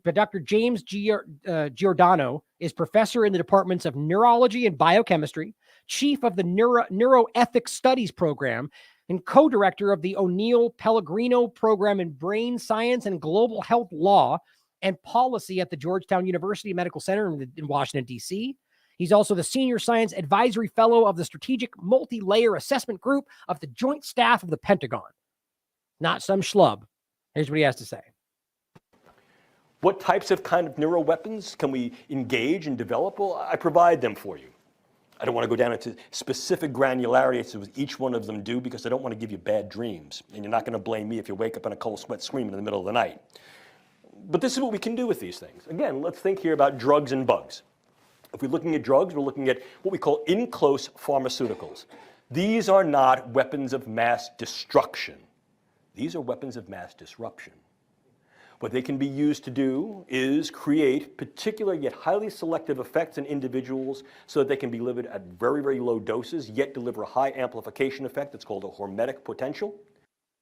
Think about comparatively what we're dealing with right now, right? The reality of the actual danger behind what we're like. I'm not talking about necessarily the side effects of what they got. I'm not necessarily convinced that the COVID-19 injection and the side effects that were rather the effects that are still hurting the people that did what they were told. I'm not convinced entirely that all of that was necessarily supposed to happen. But talking about the actual effect of whatever the COVID-19 actually was, kind of seems like that lines up. Something that was caused disruption that justified a lot of actions. And, many people argue that it wasn't even there in general, which also aligns with this, right? That is a level of the same kind of, manipulation. By the way, don't forget the parasite stress theory conversation. I'll grab that link for you, where this is exactly what they discuss, right? That it takes some kind of a threat. In this case, they discuss a pathogen, which is part of this conversation. And all they really need is the threat of it to drive you into a certain position. I mean, all of this falls into this category. Alter cognitions, emotions, and behaviors. How do you do that? Well, you can work on key operatives and deliver a high amplification so that they can be delivered at very, very low doses, yet deliver a high amplification effect that's called a hormetic potential. To be able to alter cognitions, emotions, and behaviors. How do you do that? Well, you can work on key operatives. In other words, this individual who's sitting before me may be a diplomat. They are now coming to interact with me. They may have a posture that does not necessarily align with mine. Can I alter their cognition? Can I alter their affiliation? Can I alter their emotionality? And in such a way, might I be able to alter their behavior? Yeah, I can.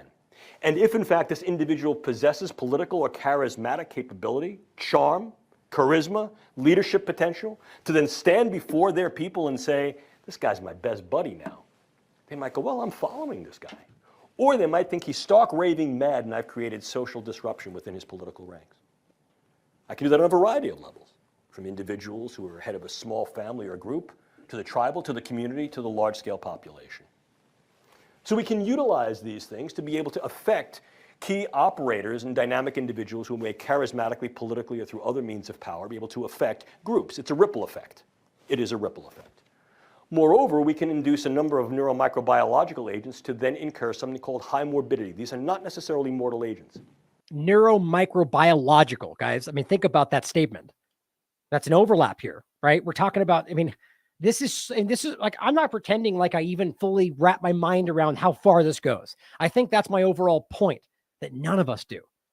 Like, even just what he's outlining here probably suggests that they're light years ahead of that. Like, I just think that we need to fully wrap our minds around the lengths to which they're going, especially as they begin to more and more see us as a threat to keep us under control. We can modify the existing. And again, as Orwell's pointing out, this is from 2017, right? I have the full hour and 11-minute episode or presentation you can listen to, and you should. I might go through it more in depth. But again, this is not a new conversation, right? It's just so alarming to see how obvious this is in the directions they've been going and have been pushing for a long time. But my point from a lot of things we've discussed over the last so many years or more is the technological advancement that kind of reaches the point of their vision. And I think we're seeing a lot of these things take place right now. And that's the kind of Wild West we're in, where I'll get to that in the injection side of this, the ferritin side of this, the things they're pushing right now. And they're saying, well, we're going to try this, we're going to try that. And any one of these things could have some kind, could end up, as I think Del Bigtree pointed out at the beginning of all this, with the genetic manipulations, potentially could be a species ender. These are not this is not hyperbole. They could make one wrong turn and literally destroy the species with the kind of stuff they're working with. I don't think they care about that. Palette of bacteria and viruses through the use of gene editing techniques, very viable. This has been some of my ongoing effect. It is a ripple effect. Moreover, we can induce a number of neuromicrobiological agents to then incur something called high morbidity. These are not necessarily mortal agents.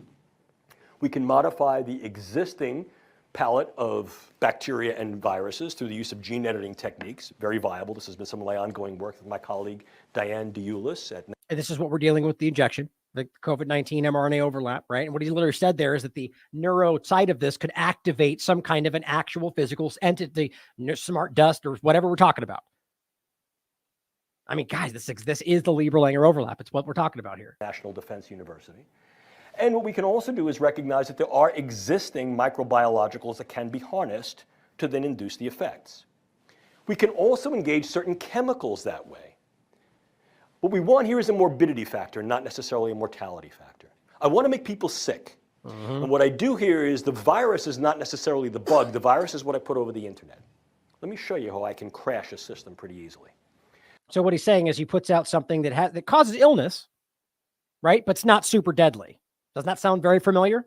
And then by using propaganda and social media, can use the hypochondriacs to drive the narrative, or people that follow along anyway. I affect key individuals here, here, and here. And then I take another community in the back of the room. I affect key individuals there. And then I take another community. I affect key individuals there. Think two-party paradigm leaders, pundits, screamers on the left and the right. And then I do what every good attributional group does. I beat my chest and take credit for it. And what I put out over the internet is, this is a virus, a bacteria, an agent that I have infiltrated into your fill in the blank. I say it's a think China didn't let us know, right? China did X, Y, and Z. Weapon of mass destruction. And what I tell you it's going to do is it's going to produce paranoia, anxiety, and sleeplessness. What I've just done is I've recruited every paranoid hypochondriac to think that they have whatever that is. Long COVID. I've used salient and sentinel cases, and I create essentially a legion of what's known as the worried well. They now flood emergency rooms. They flood their clinicians. The CDC responds back and says, no, no, no, there is no such a thing. And I've created a schism of trust between. Don't forget what happened right in the beginning. WHO speaks up and said there is no evidence of this, right? It's exactly what happened. The population and the polis. It's both a short and a long war's effect. Moreover, I can create particular neuromicrobiologicals that may have a much longer duration of action, for example, modified Zika virus. And what I can then do is, as a consequence of that, is I can affect subsequent generations to incur a public health morbidity and mortality effect that then creates an increased economic and perhaps social burden. Long war scenario. If I wanted to do something that's a little bit more proximate, I can utilize nanoparticulate matter. Now, we can utilize nanoscience to create much better drugs, to get them where they got to go in the brain. I can create nanoscience and nanotechnology to be able to escort certain drugs across the proliferant barrier, which is the blood-brain barrier and cerebrospinal fluid barrier. So I get these things where they got to go. So you mentioned the Zika virus, right? In 2011 discussion, like so many years later, right? That ended up being the Zika encephalitis discussion in Brazil and elsewhere. They're working with these things. We should consider that. But I can also utilize nanoparticulate matter in a very indiscriminate way. The idea here is that I can get something called high CNS aggregation material that is essentially invisible to the naked eye and even to most scanners because it is so small that it selectively goes through most levels of filter porosity. Like your face mask. Exactly like your face mask. These are then inhaled either through the nasal mucosa or absorbed through the microcephaly. Thank you. I was conflating the encephalitis from the COVID injection discussion. Yeah, thank you, Katie. So microcephaly was the Zika overlap there. But yeah, so we think about the mask point. You know, what he's talking about is something that is designed to be so small, which means they know that it will go right through your filter of your mask and so on. They know this stuff. It's basic understanding. They just manipulated all the people that didn't know any better, or people that were already going to worry, people that follow along anyway. This is a big social engineering game for these people. Oral mucosa, they have high CNS affinity, they clump in the brain or in the vasculature, and they create essentially what looks like a hemorrhagic diathesis, in other words, a hemorrhage predisposition or a clot predisposition in the brain. Right. What I've done is I've created a stroking agent, and it's very, very difficult to gain attribution to do that. I can use... So just so you hear what he's saying there, I mean, guys, he might as well literally be outlining the COVID-19 illusion. The idea of you create something that causes a blood clot, or I don't know, a heart problem, myocarditis, like a coronavirus induces myocarditis. Have we heard that before? Because unless you know what you're looking for, it's impossible to know what caused it. Like, think about that. And that's at least one point that suggests that maybe this wasn't meant to be as big as it was supposed to be. I don't know, because that would then undermine the reality of trying to hide it. But either way, the point is we know they worked on this stuff. And he's literally outlining in 2017 the reality of creating something that causes those clots because it's impossible to find. That on a variety of levels, from the individual to the group, highly disruptive. And in fact, this is one of the things that has been entertained and examined to some extent by my colleagues in NATO. And to those who are working on the use of neurobiological sciences to create populational disruption. Very, very... Who's doing that? Right? Remember, he works for the Pentagon. Population disruption. Like, so either you're openly saying that what you're doing is actively undermining not the government, but the individual civilians and manipulating their lives to affect in some way the government, which is a crime, or you're doing it to us. Like, I shouldn't need to explain that. We all need to be, everybody needs to be able to admit today that this is what they're doing to us. Actively breaking the law against anybody, anywhere they want, as long as they can get away with it. And they are actively doing whatever they can to you to control your lives, as long as they can get away with it. And even then, they don't care. This is the current reality of our world. If we can't accept this, then we're never going to change it. These governments, and it doesn't mean every single individual throughout it, but as a body, I mean, it's like trying to pretend what's going on in Gaza is not exactly what it looks like. We just need to stop being childish about this and stop listening to people whose entire work is invested in maintaining the illusion.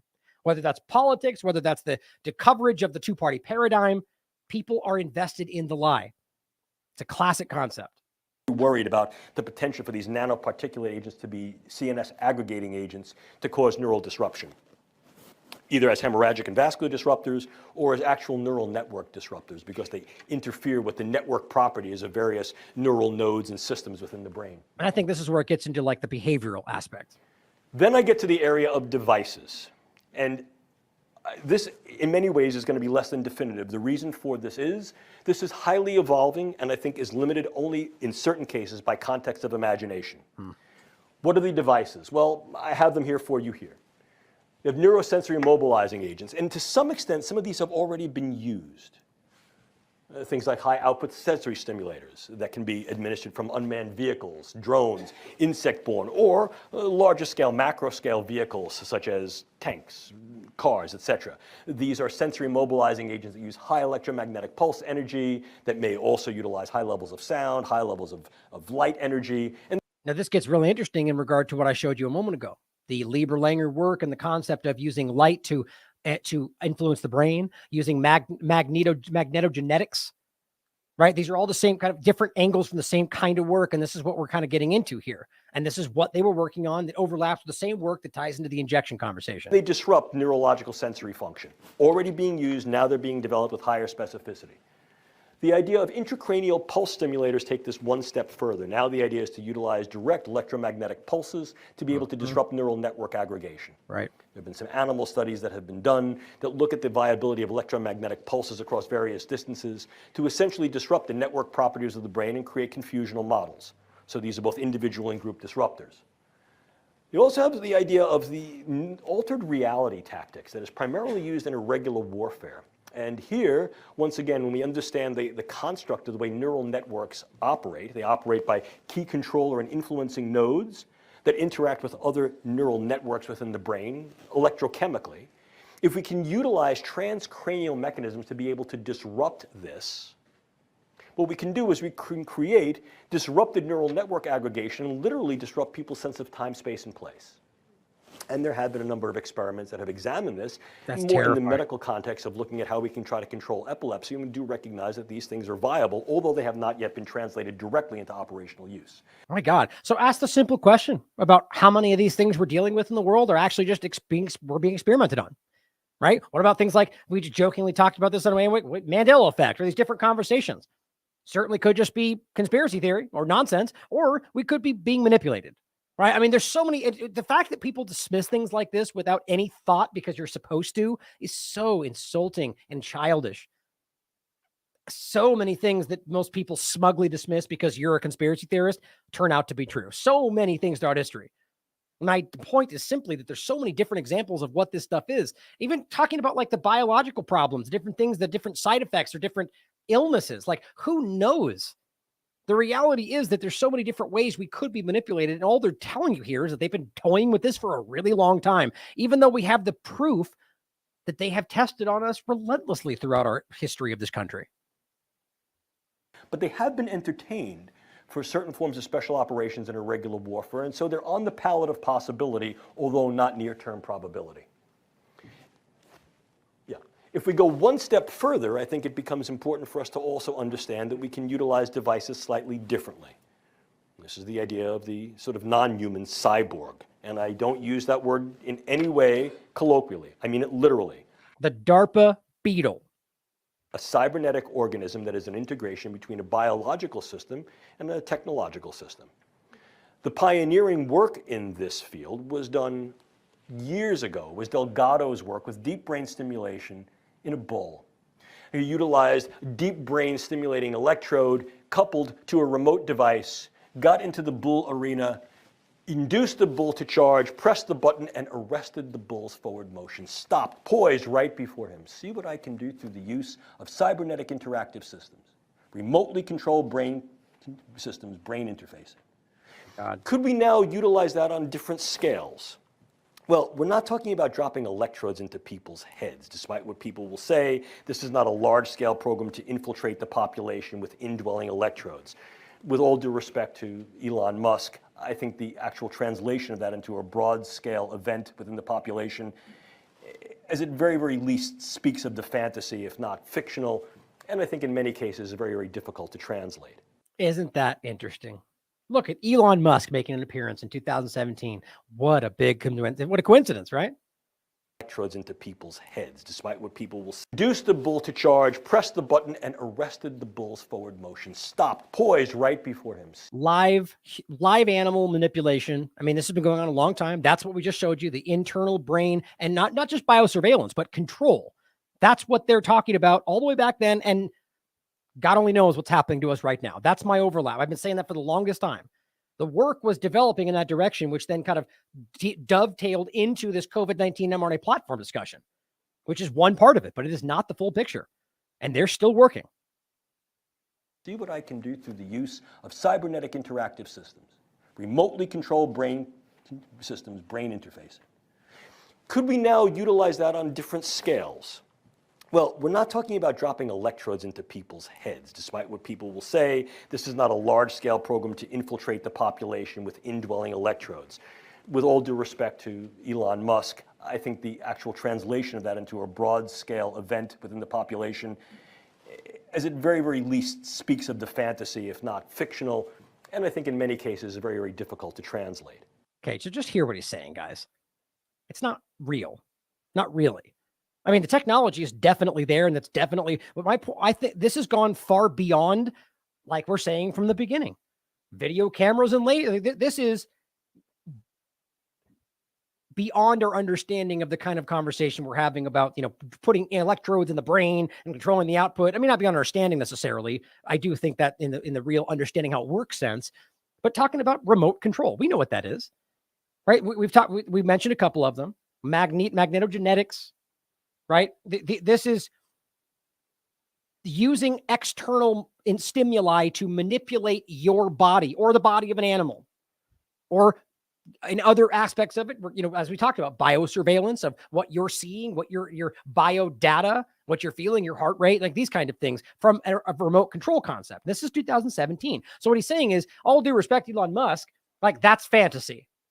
Not because it's not possible, not because they don't have a very clear use for it, but because they've already gone leaps and bounds beyond that. And yet here you still have Musk acting like we're just about to get it done. Right? They're dangling the cat toy in front of us over here while they're building a prison around us. That's ultimately what I see happening. Will key individuals get certain implants? Yes, I believe they will. Will key individuals also be able to get the benefits of translational neurosurgery that decrease some of the risks and burdens? Yes, they will. Will this be widely seen as a mechanism of individual and crowd control? No, it will not, at least not in the immediate future. But what has gone from the drawing board to the reality is this: the use of neural interfacing and physiological interfacing through the idea of remote-controlled small-scale systems to be able to modify the behavior of non-human animals. Right. You love how they say that, right? If they can manipulate non-human, it can manipulate you too. So let's just go ahead and be honest and call it animals. Because all he's saying that for is because we're not supposed to manipulate humans. But obviously that is part of this. Or I would argue the entire point. What's the point of manipulating the way a bull moves? Right? That's a precursor to manipulating you for the benefit of society. On a variety of scales, small mammals, and increasingly the use of insects. And on top of that, realize that does in fact mean that there are ways, literal, provable, technological ways that you could remote control an animal or a bird or an insect and relay that information back. This is not conspiracy theory. Again, the reality. Wait, didn't I just? That's weird. I'll come back to it. I thought I don't want to mess. Oh, whatever. That's fine. I stretched the window out. These we're just talking about, right? That this is 2015. This is neural recording. This is about injecting something in your brain that could then transmit this information, not to a remote location. This is flexible electronics into the brain for the same point. When you read through this, it's the same conversation, but way more advanced. And they're talking about doing this kind of thing and again, from the physical level, but of transmitting that information. So now if we're talking about, which we know is the reality of doing so from a remote kind of optogenetics, magnetic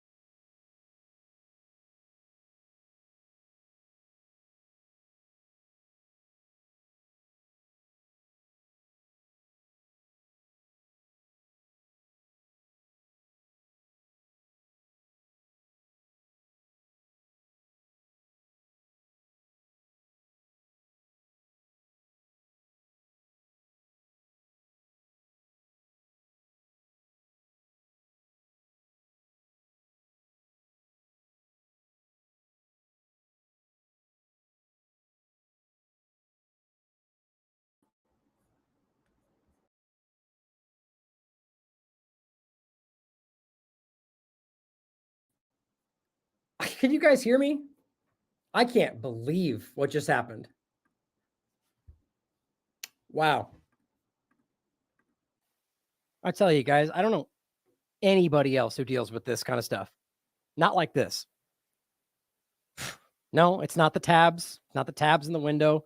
I'm sure that, see, that's the thing that everybody loves to assume that they love that you assume into. The tabs have nothing to do with what's going on here, guys. I'm letting everybody get back in. My God. Just so everybody knows, this is, high extra server, highest amount of memory, high speed internet. This has nothing to do with some kind of a failing of the computer. This is, so I can tell you that right now. I'm not even going to waste too much time getting back into this, but might as well say it, seeing as how we just broke for 4 minutes. Unbelievable. No, I'm sorry. It's not attacking you in the chat, but guys, this is just it's so incredible. I don't even know what just happened in regard. I literally had to open a different browser. I mean, I tried to open up StreamYard on a different browser, and it tried to force me to enter in some kind of Google authenticator that I literally don't have set up for this account. I don't even know, but it just, I tried 5 different times to log back in and just wouldn't let me, until finally I just had to close the whole thing, reopen it, log back in, lost data, lost information. But crazy, guys. I don't know where we left off, so I might as well just finish.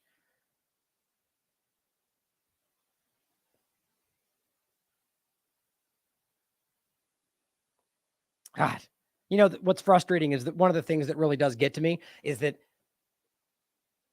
this kind of thing is most definitely, in some cases, manipulation. Who knows if that's what just happened? I definitely think that we're being censored and suppressed. And I mean, obviously that's happening. Whether this is that or not is up for you to decide. But what the worst part about it is by design. If that's the case, I mean, I have no idea where we were. Part of me just wants to stop the show right now. I'm not going to, because that would be giving in. But you see, it's just frustrating. It literally ruins the show. From my perspective, it derails it. For those of you that are not immersed in this and are happy to hear me rant about this right now or break away, it doesn't matter that much. But for the newer people, it ruins it. It really does. And we just lost momentum for this. But again, as I make it worse, I'll get back into it. So I really don't know where we were. Was talking about the internal surveillance, which I think is very important, which is real and happening and absolutely part of what we're dealing with here.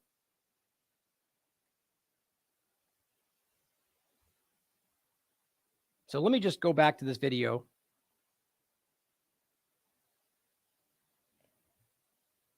Play a little bit more of this. What we can do is we can create disrupted neural network aggregation and literally disrupt people's sense of time, space, and place. And there have been a number of experiments that have examined this, more in the medical context of looking at how we can try to control epilepsy. And we do recognize that these things are viable, all the systems, brain interfacing. And I think in many cases, it's very, very difficult to translate.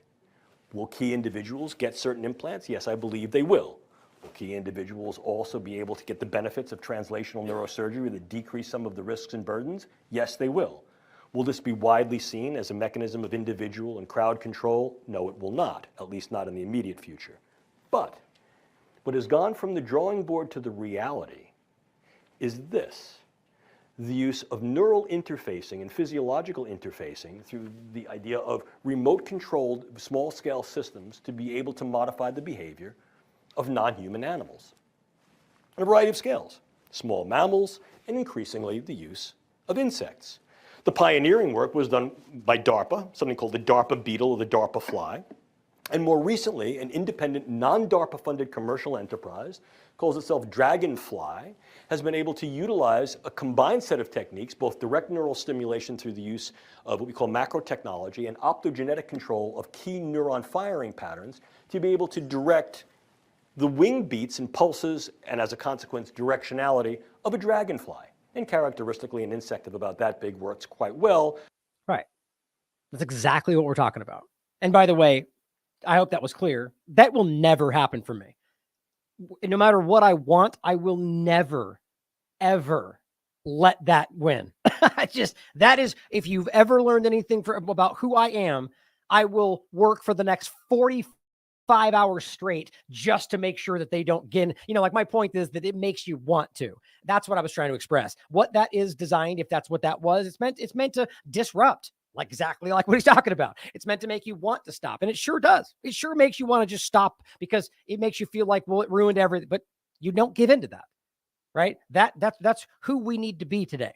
We need to be stronger than that. We need to be resilient and we need to push forward, stay the course, right? That's always the case. You know that from plenty of things I've done in the past. I will make sure the information gets out, probably because I'll double down and talk about this for the next 45 days. Just kidding. But either way, this stuff is real and it's in your face and it's happening in real time. And I'm going to leave it there because we went way over the time that I was going to get to, and I've got a lot of what I wanted to point out. We will come back to this. And there again, another example of how that works against us when their timing ruined it. But weaponizing brain science, neuroweapons. He's speaking with this is on the platform, Homeland Defense and Security Information Analysis Center. And this is just another podcast with James that goes over this information. You can read for yourself. Here is another one from the United States Naval Academy where they're talking about this exact stuff in November 2020, right before all of this. And interestingly, thinking about what we're talking about, the timing of the experimentation, Pfizer, COVID injections, all this different stuff. And the reality of this conversation, knowing that Israel in particular, but a lot of places do this, but Israel in regard to Gaza have always used Palestinians to test their weapons and then even sold them as battle tested because of it. It's not even an open secret. It's just open. So now we have Pfizer, as we just discussed, experimenting in Gaza. Right, using a Pfizer product in regard to something they claim they're trying to stop, which, by the way, is a fungus. Interesting tie back to the fungicide appeal conversation. But point is that it's a Candida albicans, I believe, or Auris. I forget which one it was, but the one that circulates in hospitals that they're claiming is happening there. Now, my point is just simply that who knows what else is happening here? And I think we need to start asking and really being able to accept the possibility that these people are capable of doing just that for no other reason. Now, we've talked about in the past the COVID magnetogenetic ferritin vaccines. This is what I want to kind of end with. We'll see how much we get to. Biodigital convergence, we've talked about a lot. And this goes back a long way. This is the conversation of, as Klaus Schwab will tell you, convergence of your biological, digital, and all these, converging these things together. This is technocracy. But the magnetogenetic part of it is one of the earlier steps in all of this. But it's using magnegenetics to manipulate brains and activities and thought process. And it's another part of the same conversation. Now, optogenetics is what he was discussing predominantly, and ultimately we've talked about in the past. Light control. That's what he's talking about, the neuron synapses of biological systems. Again, that's what the parts we got into a second ago in regard to, I don't want to move the window in case something freaks out on me again, but researchers turned mosquitoes into flying vaccinators. We talked about already. Just thinking about the mosquito point he just made, the dragonfly, the beetle. Just throwing this out there. The reality that they've already, in a way, used this. Now, this is the genetically modified overlap, but it's still something in the same vein of conversation. Now, we're not even getting into whether they're complete little robots, which is also real, or actual bugs that are simply controlled to be able to surveil. Like, think about even what we're saying out loud right now. To some people, no matter what you show them, this is going to be conspiracy theory, even though literally DARPA's created it and he literally talks about it. Like, it's hilarious. But think about that and using that to relay information.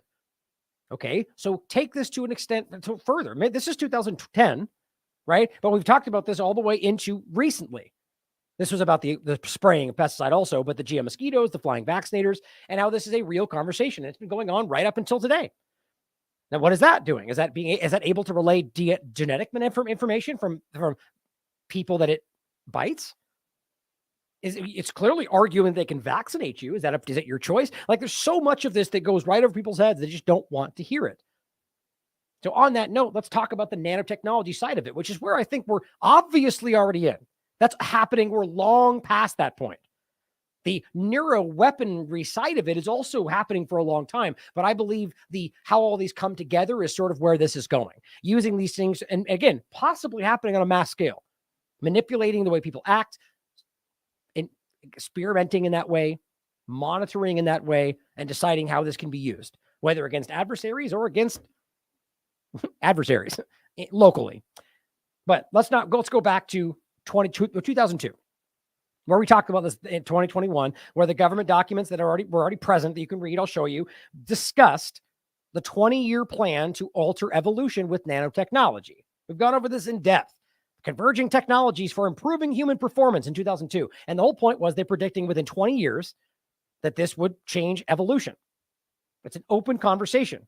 We've gone over this in there's actually another article as well that discusses the exact plan. The point is you can read through this. You can watch our episode. It's all very public.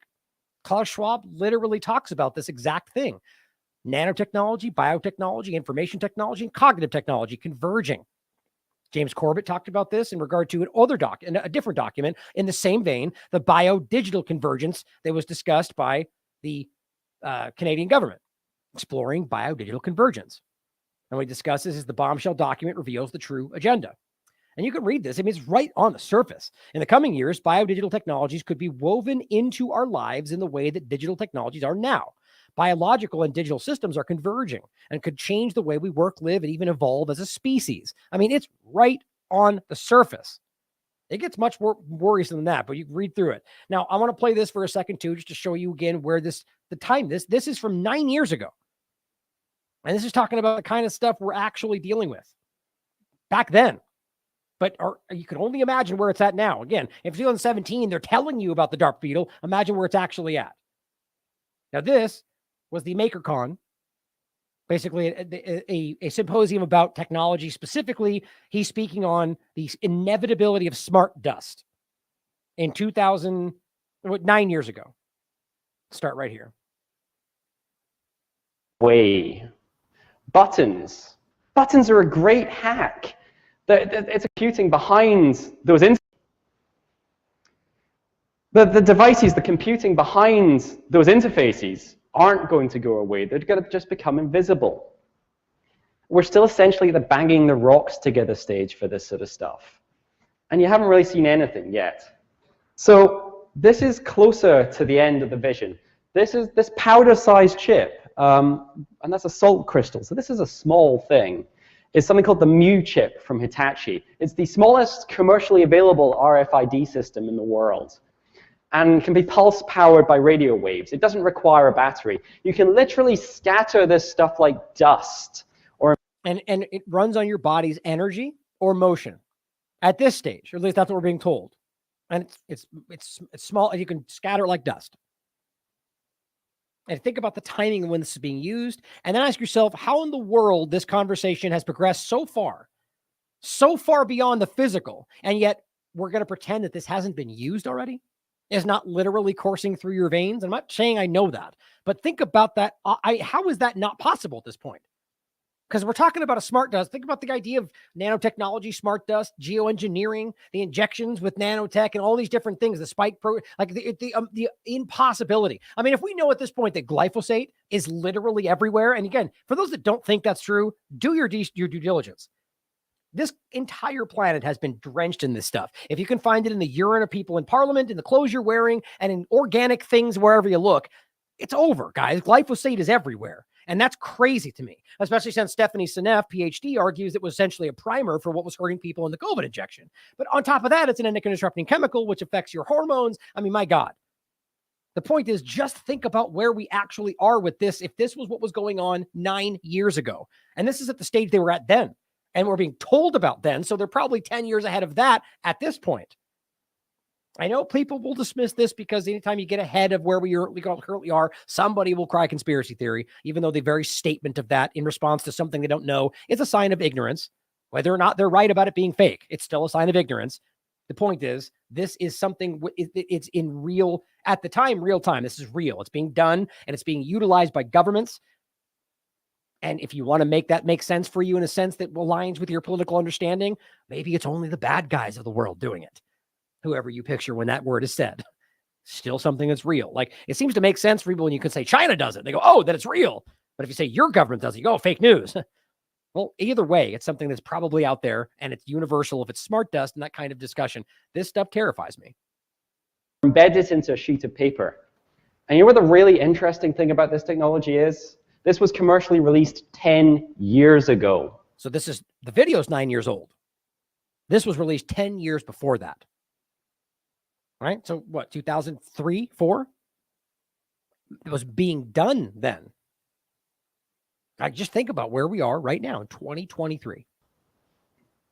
So the inevitability of smart dust. So what is smart dust? Well, smart dust, of course, isn't a new concept. Originated with DARPA back in the 90s. Of course it did. And it's general purpose computing, sensors, wireless networking, all bundled up into millimeter scale sensor modes, drifting in the air currents, flecks of computing power settling on your skin, ingested, monitoring you inside and out. And if you don't think that's possible, this is the Michigan micromode. It's a cubic millimeter in size. And in deference to the speaker before, yes, it runs an ARM processor. Your own body's energy, right, can monitor you inside and out. 20 years ago, the size of 1/10 of a piece of paper or smaller. 10 years ago, 20 years ago. I mean, think about the implications to what we're currently dealing with. It's a tiny computer, and it features data processing, data storage, wireless comms, and it's probably as close to the true smart dust vision from the early DARPA days as we've come so far. They're designed to harvest energy from the environment around them and to communicate via a mesh network. And again, yeah, by mesh network, that's exactly the point about the larger point about how this then meshes with each other. Internet of bodies. They've all talked about these things, guys. That's a real concept. We're currently in the internet of things.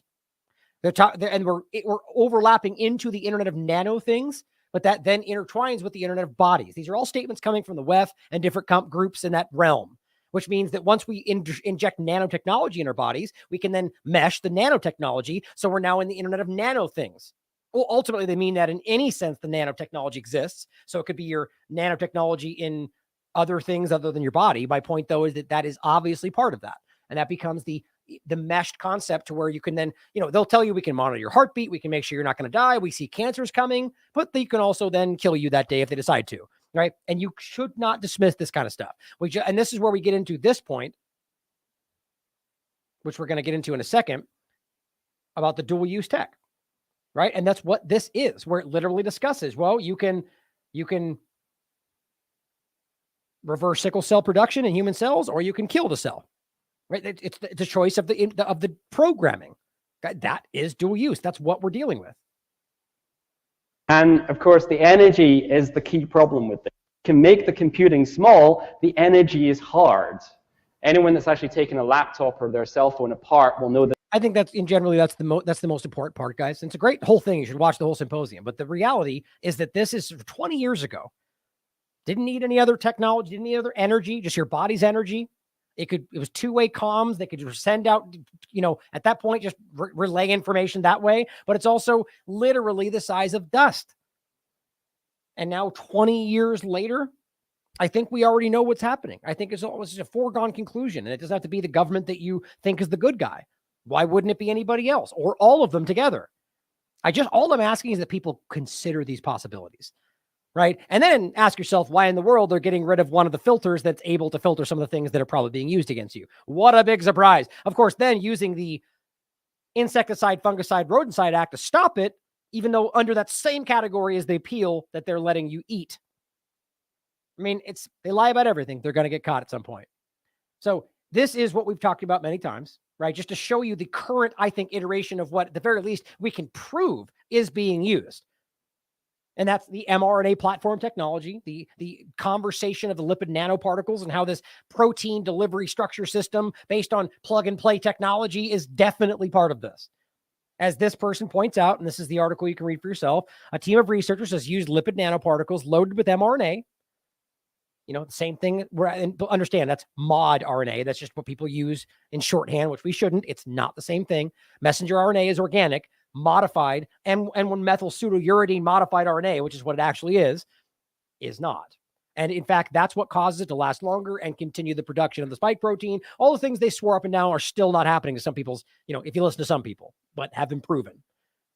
But it says they load these to non-invasively and selectively trigger cell death in mice, in their stem cells. And in a completely separate and second experiment, they used the same process to remove a sickle cell gene.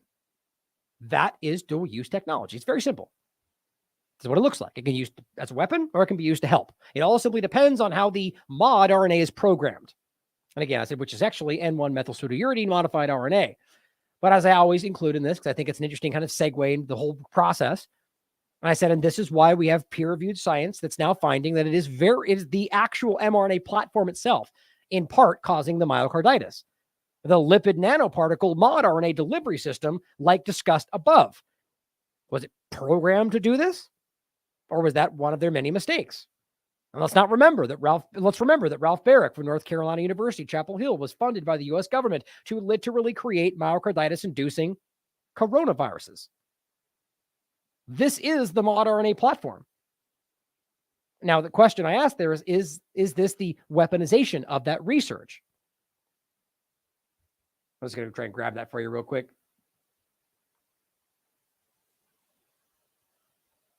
Man, I talked about a lot in this one. Wait a minute. How is that not in there? It is somewhere. Oh, here it is. Here we go. I just wanted to show you the actual word, like just in case there's people out there that want to pretend like this is, fake or whatever. This is under Ralph Barrick's his own curriculum. We discussed this with David Martin as well. And there's other things in here that I actually forget what that was in the moment that I found really important.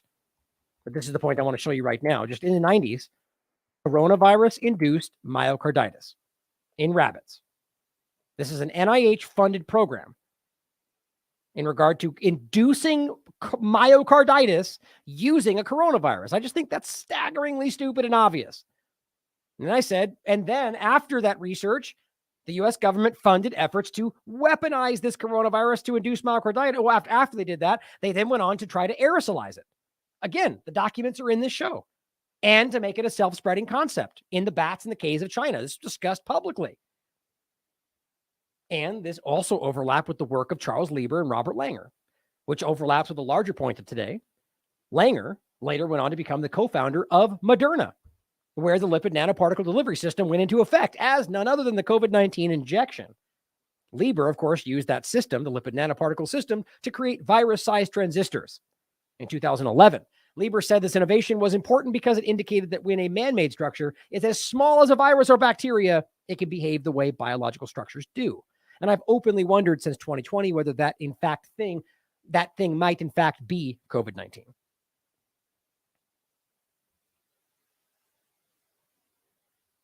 So Sandra Whedon points out, as we mentioned before, and this is actually a new point, by the way. This is from yesterday. Deadly virus could lead to heart failure pandemic. That's actually a new point they're making. Really? And what's so crazy about this, and this is while as she writes, while the reason behind this remains unknown, it could lead to a series of heart attacks, right? You know where this goes, right? So think about the absurdity. If you literally have something you've created that you've worked on in the past that is a myocarditis-inducing coronavirus, then something comes out that you claim is a coronavirus that is in fact inducing myocarditis, and then you put out a shot with that spike protein that causes it even more, and then of course the argument is that that's not actually what was happening with the whatever we call the virus. But then you bump up against the next series of this where you are pointing to the same heart problems and you go, we're worried about a new thing that could cause a pandemic of heart, which is literally happening right now. They know that. They're baffled by it. But then saying that we could cause the thing that's currently happening by the next problem. This is as bad as Israeli propaganda. It's what's the word I was using? Not reflexive, but you're instead of making it ahead of time, you're responding to things that late. But this is the secondary point to that, right? So we know that they did in fact make this to be able to be, as it says, mRNA-loaded lipid nanoparticles to be injected. But we also know that they then eventually went further very recently to try to aerosolize this in the exact same way. Researchers at Yale University created a new airborne method of delivery of mRNA vaccines. We've talked about this as well. A nasal injection for mRNA. So the point is, it's obvious this could be done in a way that is aerosolized already. Now, Penn State, and this is from May 26th of this year, created the first protein-based nanocomputing agent. So just piece all of these things together in your mind. mRNA delivering lipid nanoparticles that can be aerosolized, that are inducing heart problems, that are, that, by the way, the end result they claim of that even working is producing a protein. Now, if we know that we're talking about something that could be engineered to create a nano computing agent, which, by the way, could ultimately end up being something like that. Oh, I wanted to get to that shot right there. That, right? So my point is that we're talking about stuff that are protein-based nano computing agents. And 20 years ago, they were doing something like this, not protein-based. So consider this, but now organic, or rather specifically biological. You're dealing with a biological product that has been evolved from this early stage of the smart dust. I guess, again, not the right word, but like a robot kind of sense. Technology. So just think about that for a second. And then we go through this whole process of injecting people with what I think is more of a primer, right? The body's now prepared for this, as we've talked about the secondary concept. Here's your new update. Now we've made this thing to update it to where you can produce this protein. That's why I played that very clip in the beginning. Remember this? I've played this so many times. This is before COVID. Forbes and Pfizer. Wall Street and biotechnology companies have been very excited about this idea. And what essentially it is trying to hack the cells in the body in order to make them into drug factories. Right. So if you can pack the cells in your body to make them in drug factories, which they can then be primed later to produce whatever they want, that's not a conspiracy theory. It's right there, openly. Now, of course, you could argue they only do it for the right reasons, for safety of you and your family, despite all the evidence to that being fake. But, you can decide for whatever you want. The point is, it's obvious that this stuff could be in this exact vein. Now, Christy Laura Grace also points out that mature sperm cells have the spontaneous ability to take up exogenous DNA. We've been talking all over the place about the DNA contamination, or just the fact that it's been shown that these things very real, in a real sense, do, what was the right word? Not contaminate, but, manipulate your DNA, the genome specifically. And it says they contain, the vaccines contain DNA plasmid, no lipid nanoparticle transfection agent needed, right into the nuclei. It's a PubMed study. You can read for yourself. Regulation of foreign DNA uptake by mouse sperm, basically. The point is that now we're at a point where now you're understanding that this then becomes something, as Peter McCullough pointed out, Dr. Peter McCullough. I believe even the late Arne Burkhardt made a very clear case about sperm, that this then is generational. So ask the question, is this just about some kind of an immunity, if you even think that's what this is about? Or are we literally passing down protein-based nanocomputing agents that are smart dust level biosurveillance kind of concepts? Like, I'm just spitballing here, guys. The point, though, is that this is very real. And if all we're really talking about is the ability for this to translate to then have that ability, this gets really, really deep and concerning. And just going back to an old show, this is from 2020, February 24th. Studies confirm coronavirus is weaponized. And this goes back to the conversation from Dr. Francis Boyle, the drafter of the Biowarfare Act that the U.S. government still uses, despite the fact they call him a conspiracy theorist. And just as a quick, interesting point, I just scrolled up to the video real quick, and this is from 2020. The point is how it's been weaponized, which I believe goes back to the origin point of this, starting this conversation from COVID side of it, but how we know this goes back a long way, and how long, was 2020 for really just the initiation of stuff like this, right? The discussion of these converging of all these things. Biodigital convergence. But then, just as a quick side note, I scrolled down to what was I talking about? Oh, I shouldn't say 19. I forgot to change that back then. But 2020, what was I talking about?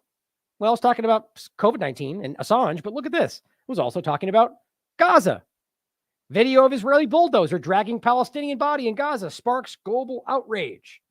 See my point? This stuff has been going on for a long time. Nobody cared back then. Not like they do now, is my point. Or a lot of them didn't. Then in general, we talked with Dr. David Martin, about the bigger point, the COVID illusion and the criminal World Health Organization driving it. Now, not just the injection, not just the deadly aspect of what we're dealing with here, but think about this on the bigger scale we're discussing today. And now listen to what David Martin said. We should be having a public dialogue, and it should be something that rises to the level of legislation. We should not allow the National Institutes of Health or the Department of Defense to allocate funding to amplify these agents so that allegedly we can study them in the case that they fall into the hands of bad people. Because the evidence has shown us that the bad people who actually have unleashed these pathogens since 1991, and by the way, if you go to the miscellaneous Memorandum 7 and other documents, we can go back to the 1950s. The bad people who unleash these things on the population are us. It is the U.S. who's doing it. But I've been doing this now for 20 years. And one of the things I find frustrating is people pretend like there's this whodunit kind of gumshoes sleuthing required to go through and find all the stuff that's the evidence. It doesn't actually take any creativity or effort. This thing was done in plain sight. It was engineered in plain sight. It was publicly announced. By 2016, we even knew that it was the Wuhan variant that was the one that they had chosen. Like, there's nothing left to the imagination. We knew that it was WIV1 poised for human emergence, right? This is not a, I wonder if it could be a bat and a pangolin going into a bar in Wuhan one night and getting it on, and boom, out comes baby COVID. No, we knew in 2016 that the Wuhan Institute of Virology Virus 1 model was the one that they had selected for the weapon. And so, you know, you sit back and you say, well, how is it that in the face of such egregiously public information, we still are asking questions about motivation, about whether this was from nature or whatever it is? Listen, people, they said in their own words, this was to hype a drug to get the public to accept something that without terror, the public would have never agreed to.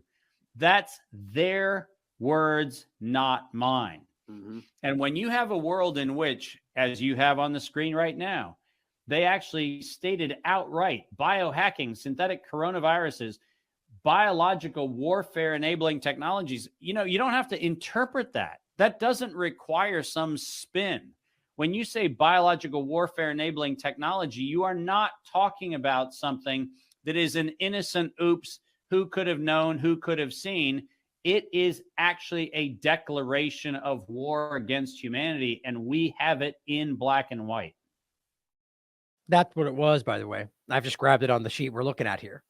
It literally says, guys, right here in this discussion on Ralph Barrick's curriculum, where they're discussing the coronavirus-induced myocarditis, synthetic coronaviruses, biohacking, biological warfare enabling technologies, including DARPA, under Ralph Barrick's curriculum. Okay? It's just his point. Now, to those in the chat who are arguing that they don't feel like they can trust him, that's your choice. That's your prerogative.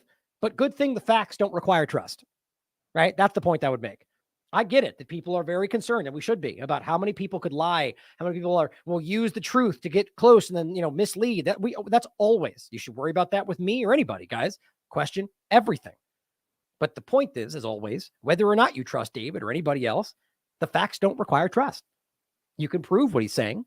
So it doesn't matter. I mean, you can consider whether he might be using the truth. Sure. But to then ignore the truth because David says it, that's a problem for me. And I think that happens far too much in the community that we're talking about. But I'm not suggesting that's what you guys are saying, but just consider that, right? That we have a lot of this evidence here like this, that is, there's just no ignoring this, right? But let's finish with the point about the kind of an inter between step, like the next step, I argue, of where the injection side of this goes. But then we're seeing that begin to meet with where they're already driving this other side of the conversation. So I've talked about this going back to 2016.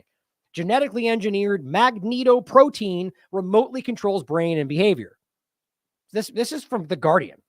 It's terrifying. And this is very real. And you can read it for yourself. It looks like they put it on. Of course they did. Wasn't on this before.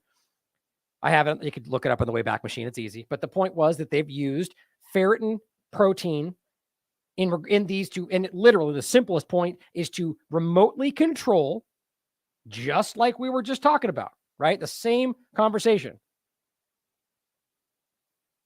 Where was that? Did I close that?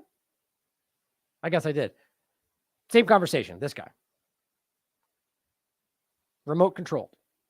And using this to both remote control, but also to remotely relay biological data. And yes, this does overlap with the same people we're talking about.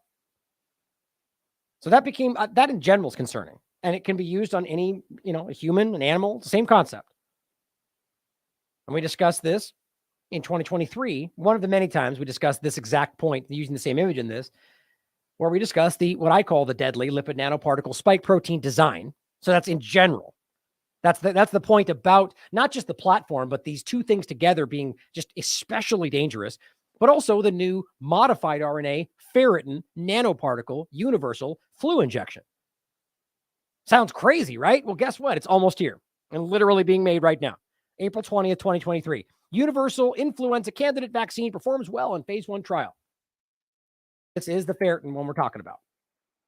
Known as H1SSF, the influenza H1 hemagglutinin stabilized stem ferritin nanoparticle vaccine. Interesting how they don't make that forwardly clear. When you read about this in corporate news articles, they skip right over all of those words. I wonder why. This is terrifying to me. Now, that just because it has ferritin does not therefore mean that this is going to happen. My point is that if you read these and understand how this works and realize where this technology is literally stemming from, the universal concept, the pan-ferritin coronavirus vaccines, it's all stemming from the same tech and the same people, including Bob Langer and Moderna, who worked on exactly what I'm concerned about. This exact conversation. So all I'm saying is that this should be concerning to us for many reasons, not just because of these things being deadly. So here, for 3 days ago, is the current work of the pan-coronavirus ferritin protein universal injection. Not over, not even for coronavirus. We will discuss, it says, the feasibility of the progress toward the ultimate goal of creating a pan-coronavirus vaccine that can protect against infection and disease by all members of the coronavirus family.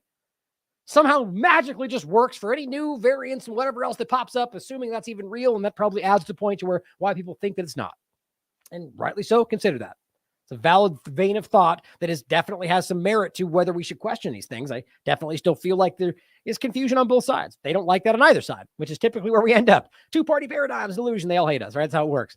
Yeah, even if I'm wrong, by the way, the point is about standing by what you believe in, regardless of pressure from all sides or any one side. In this case, I get attacked from everybody. You think virology's, I don't know. My point is, I don't think anybody understands the true point of all this, or I think all sides are missing something is the better way to put it. But this thing is being worked on right now and definitely includes exactly what we're talking about. And there's multiple variations of it as well. It says nanoparticles are an interesting way they say this, by the way, nanoscale particulate structures that mimic the structural features of natural viruses. Isn't that strange? Now, I guess they could just mean nanoparticles in the context of this article and conversation, but nanoparticles in general are just nano-sized particles. It doesn't have to be a virus or a robot. It could just be a piece of something that's so tiny that it's nanoparticle. So it's weird that they say it like that, but it's important to include that in this point, the virus-sized transistor conversation. I mean, it's exactly what we're talking about here, really. Nanoparticles that mimic the structural features of natural viruses. Well, guys, that's Charles Lieber, as I just read to you a second ago, saying when a man-made structure is as small as a virus or bacteria, it can behave the way biological structures do. Harvard Magazine, 2011, talking about the work of Charles Lieber, who, by the way, was arrested in the beginning of all this because he was working with China and people he was with were trying to smuggle genetic material into China from Beth Israel Hospital. But we don't talk about all that. We just pretend that he's like no prison time and no real problems. And by the way, that was the thing I showed you before. This is his work. Charles Lieber, he never stopped working on the same program, even though he was being investigated for treason. Does that make sense to anybody? And now he gets a slap in the wrist and he didn't even break, still working with people in China on the same work. And you could prove he never stopped from 2020 to right now. It never stopped. Does that make sense to anybody?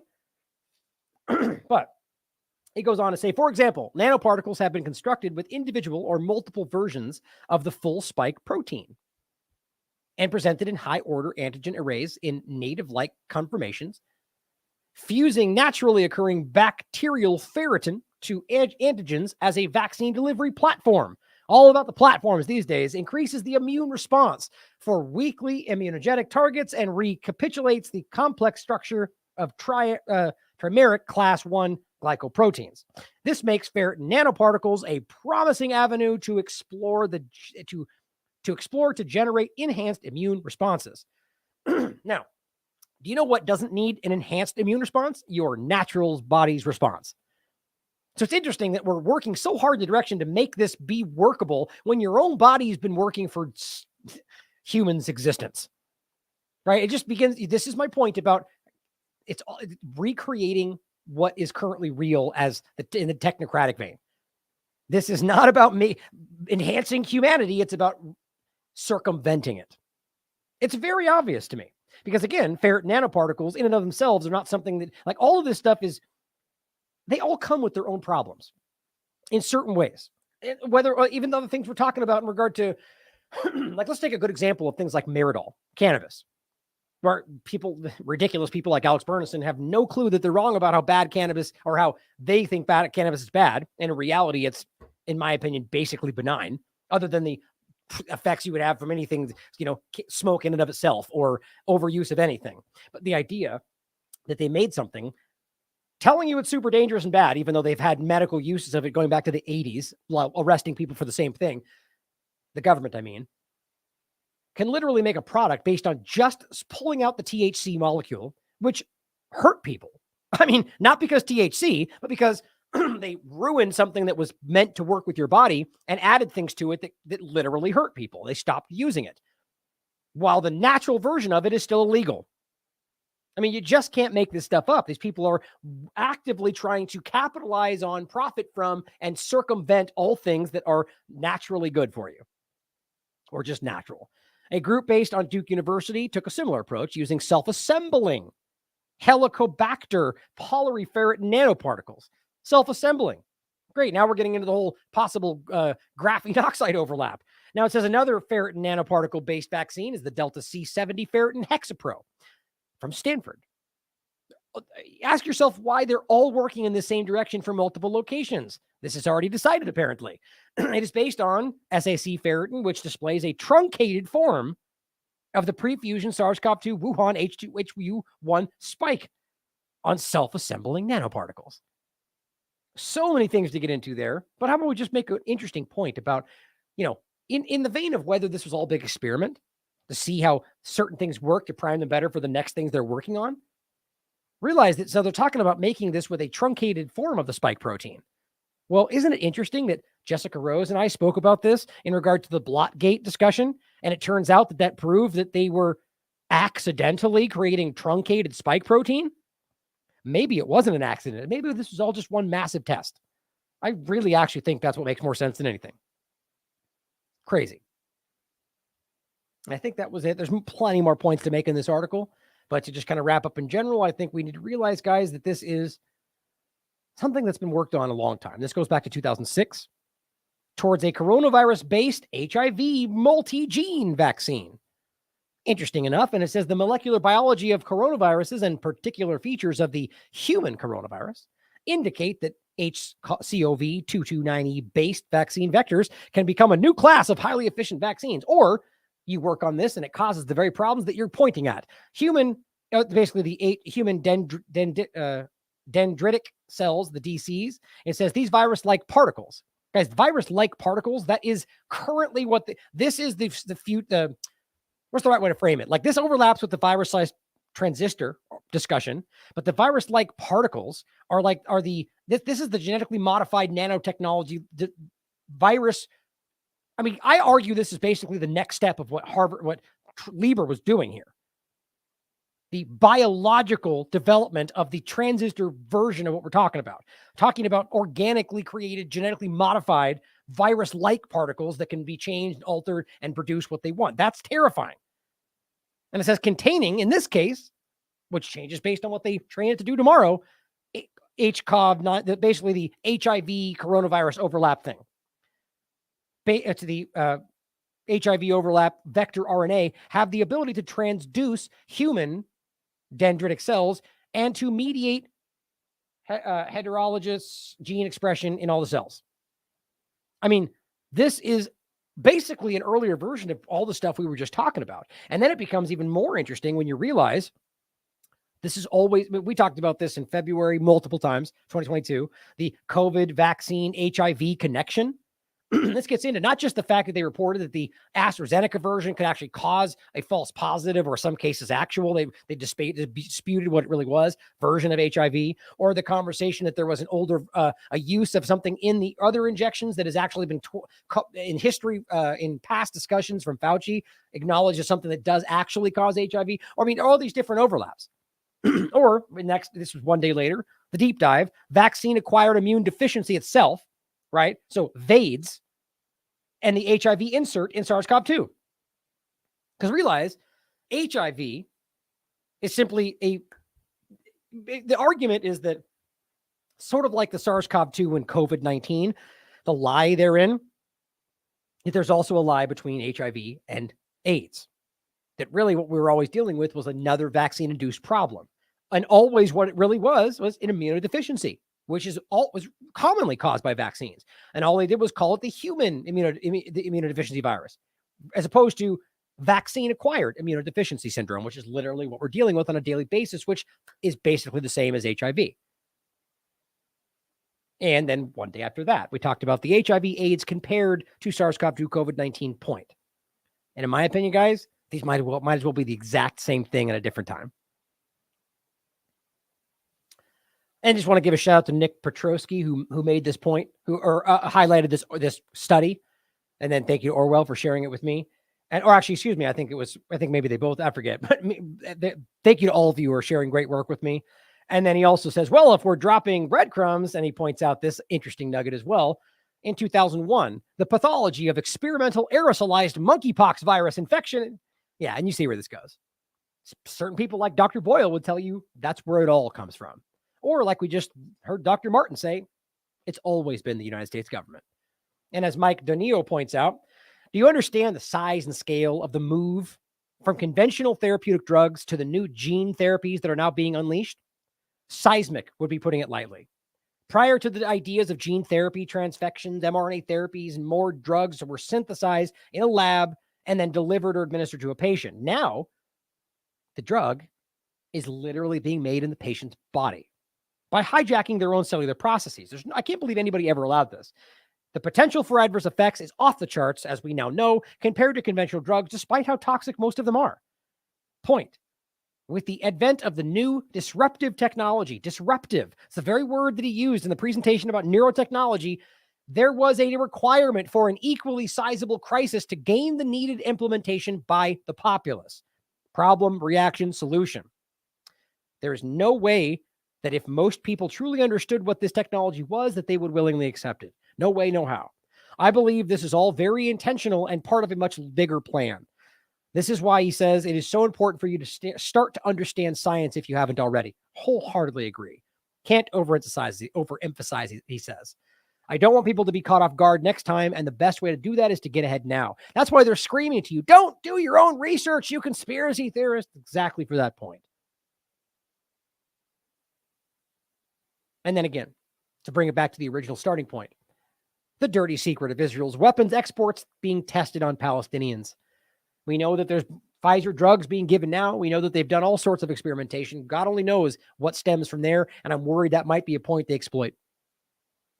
Either way, as Aussie 17's pointing out, the world around, people are beginning to push back on this. Consumers Association of Malaysia has now demanded the immediate withdrawal of all mRNA products, actually mod RNA products. So that might actually be an important legal point to make sure that we actually list them as mod RNA for the point. I mean, who knows which way the best way would be to go.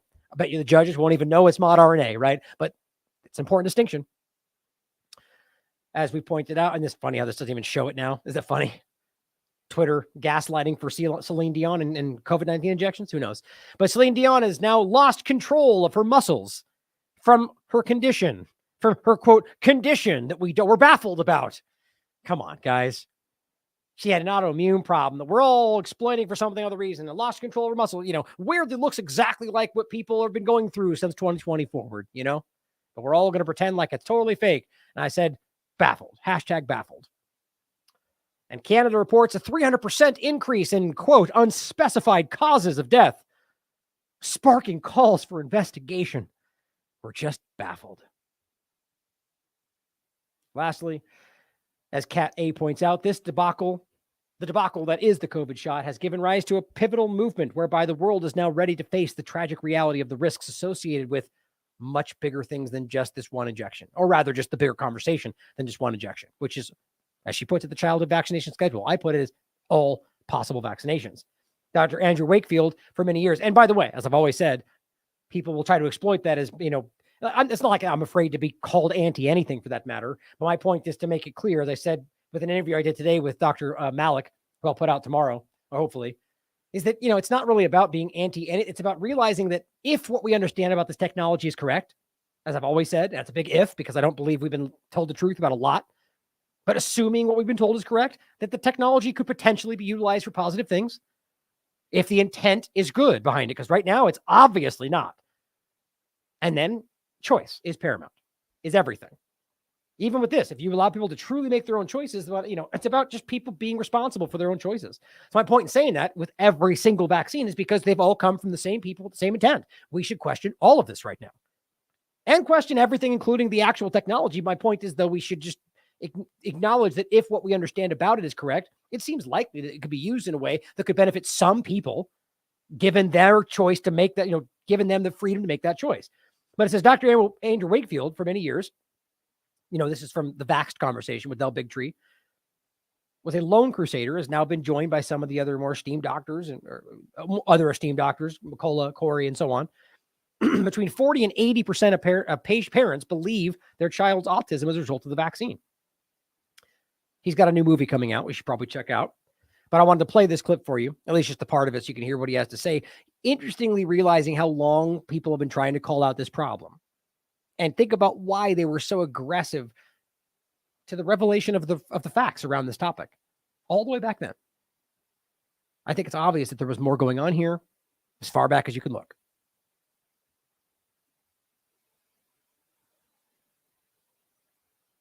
What happened with COVID is a lot of people came forward and said, a lot of experts, a lot of great people, and said, wow, I'm happy about all the childhood vaccines, but this one, no, this hasn't been tested. It's unsafe. It's experimental. And for those of us who'd been in this for a long time, we had to take them back over that bridge to the childhood schedule and show them what had been going on for many, many years in the context of every single vaccine. I think somewhere between 40 to 80%, depending on the study you look at, believe that their child's autism, was related to the vaccination. Are you? Hashtag democracy, right? It's always how that works. Vast majority of people involved in the election process don't even take part, or rather, the biggest voting block in the election are people that don't take part. And of that group, the largest group, I think 44%, give or take every year, are independent. And every year, despite both of those obvious facts, we get presented with a left and right option. And we all, or rather the screamers within the paradigm, all scream democracy because it works for them.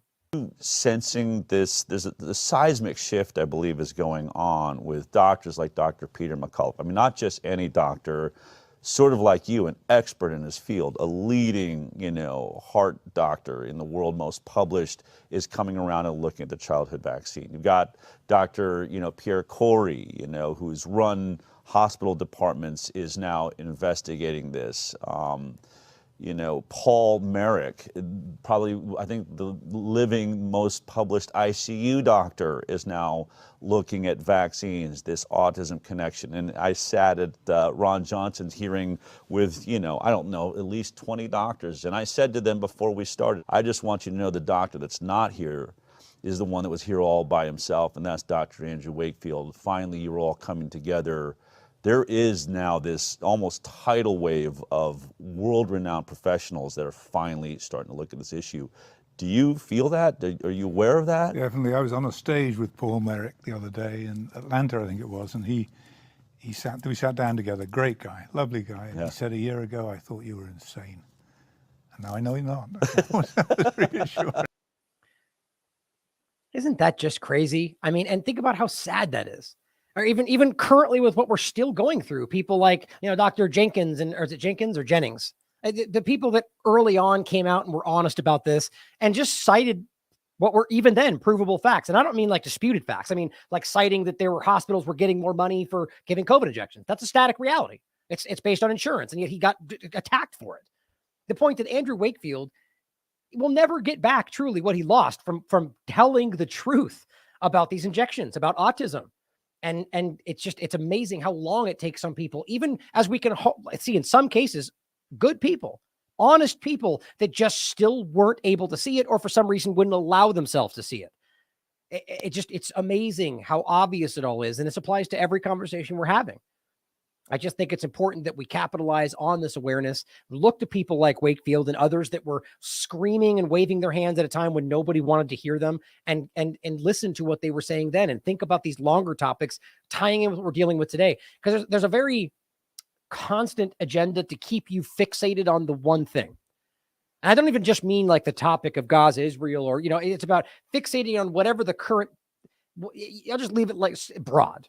Whatever that you envision in your mind when I say that. Like, I think we all feel that there's one direction, and we could just make it as simple as the focus on the current foreign policy discussion. But we have a tendency to be driven into that. We focus on what we're presented with, and we omit and forget other things. And I myself have focused aggressively on this topic because I think it's very important. But as you can tell, I've gone out of my way because I think it's important that we don't lose sight of these other conversations. Again, as I just said, I had a great interview today with Dr. Ahmed Malik, I said his name wrong earlier, about his process to this, exactly this, him being penalized, losing his entire practice because he told the truth. And it's amazing that even as we all see that, we get driven into the next thing and we kind of lose sight of what that really was. So we need to try to maintain that awareness. And quite frankly, I think I'm speaking to the minority when I say that. I think I truly believe, as you've heard me say for years, that has long passed. That's why it's so crazy right now. That's why it's so aggressive and so clumsy and so desperate, because they know you see them. And that's just one small choice, one small movement or protest away from them ending up in jail. They know that. It terrifies them. The truth is, it's always your right, though, isn't it? The whole, should we decide, kind of paraphrasing, that the government's no longer acting in our interest, that we can alter or abolish it? Yeah, it is the Constitution, the very Constitution they're actively trying to undermine at every possible step for reasons just like that. So find the courage to stand up for what you believe in, guys. It's one of the most important times in my lifetime that I can see that being, it's always important, but now more than ever, finding that courage to stand up, usually at your expense, and stand up for what's right. The right thing to do is usually not the easy thing to do. So follow us in that path, and everybody else out there who's trying to do the right thing, and often sometimes making mistakes. We all do. But we will continue to do everything we believe to be right with your support. So if you'd like to continue supporting us down below, there's plenty of ways to do so. But really, always just sharing the work is important, guys. And the one thing that I always think that I always reflect on, and I try to avoid always being so, it's just who I am, as you guys know, heart on my sleeve. But I don't want to always end with some kind of touchy-feely point. But I think that it's important for you guys to understand how important all of this is to me, and how you guys have changed people's lives. Our community, the letters I get, the information, people saying, that the community itself, just my shows, one of the people they've talked to, that they have found this community, that they've found the courage to see beyond it, that they've saved other people's lives and their family, that it's powerful. What we're doing is important, and that I believe in it. And I think you guys believe in it as well. And I think what we need to lean into is that more than anything. And I don't mean that in a financial way, like just believing in what we're trying to do and trying to grow this in a way that will affect those around us, and in an objective, nonpartisan way. And I think that's just so incredibly important. And I see it changing. I was just speaking with Pasta actually today, and I know he's working on some new projects, and we're going to be working with him in the future on some election stuff. And, just someone, he's got such a good heart. He really believes in what he's doing, and he cares. And we were talking about that exact point in seeing this spread. And that starts with you guys. There's so many content creators out there that don't care. They're doing this to make money. And I'm not going to begrudge somebody out there making a business, but the standing up, acting like that, it's the whole thing I say about the government, acting like they're the altruistic one while doing the bad thing. But I think what's important is that, one, you support the people that you believe are being honest in all of this, but that there's so many people out there trying to grift for what you have. And that's really just your attention to start, and doing so to keep you invested in the very thing that undermines everything you believe in. And it really doesn't take that much to see it. And let's spread that so those people either stop or are forced to change and pretend to be better, like to be good, like we said the government does, right? They pretend to be good because they know you want good. So maybe we can just at least force these people that are bad to act good, at the very least. But kind of joking at the end of the point, really, I think just, hey, I guess we'll end with the classic statement that is super overused that I used to say as a tagline: be the change, which really comes from the larger sentiment from Gandhi, or from the. Wait, now I'm conflating whether that was Gandhi or Dalai Lama.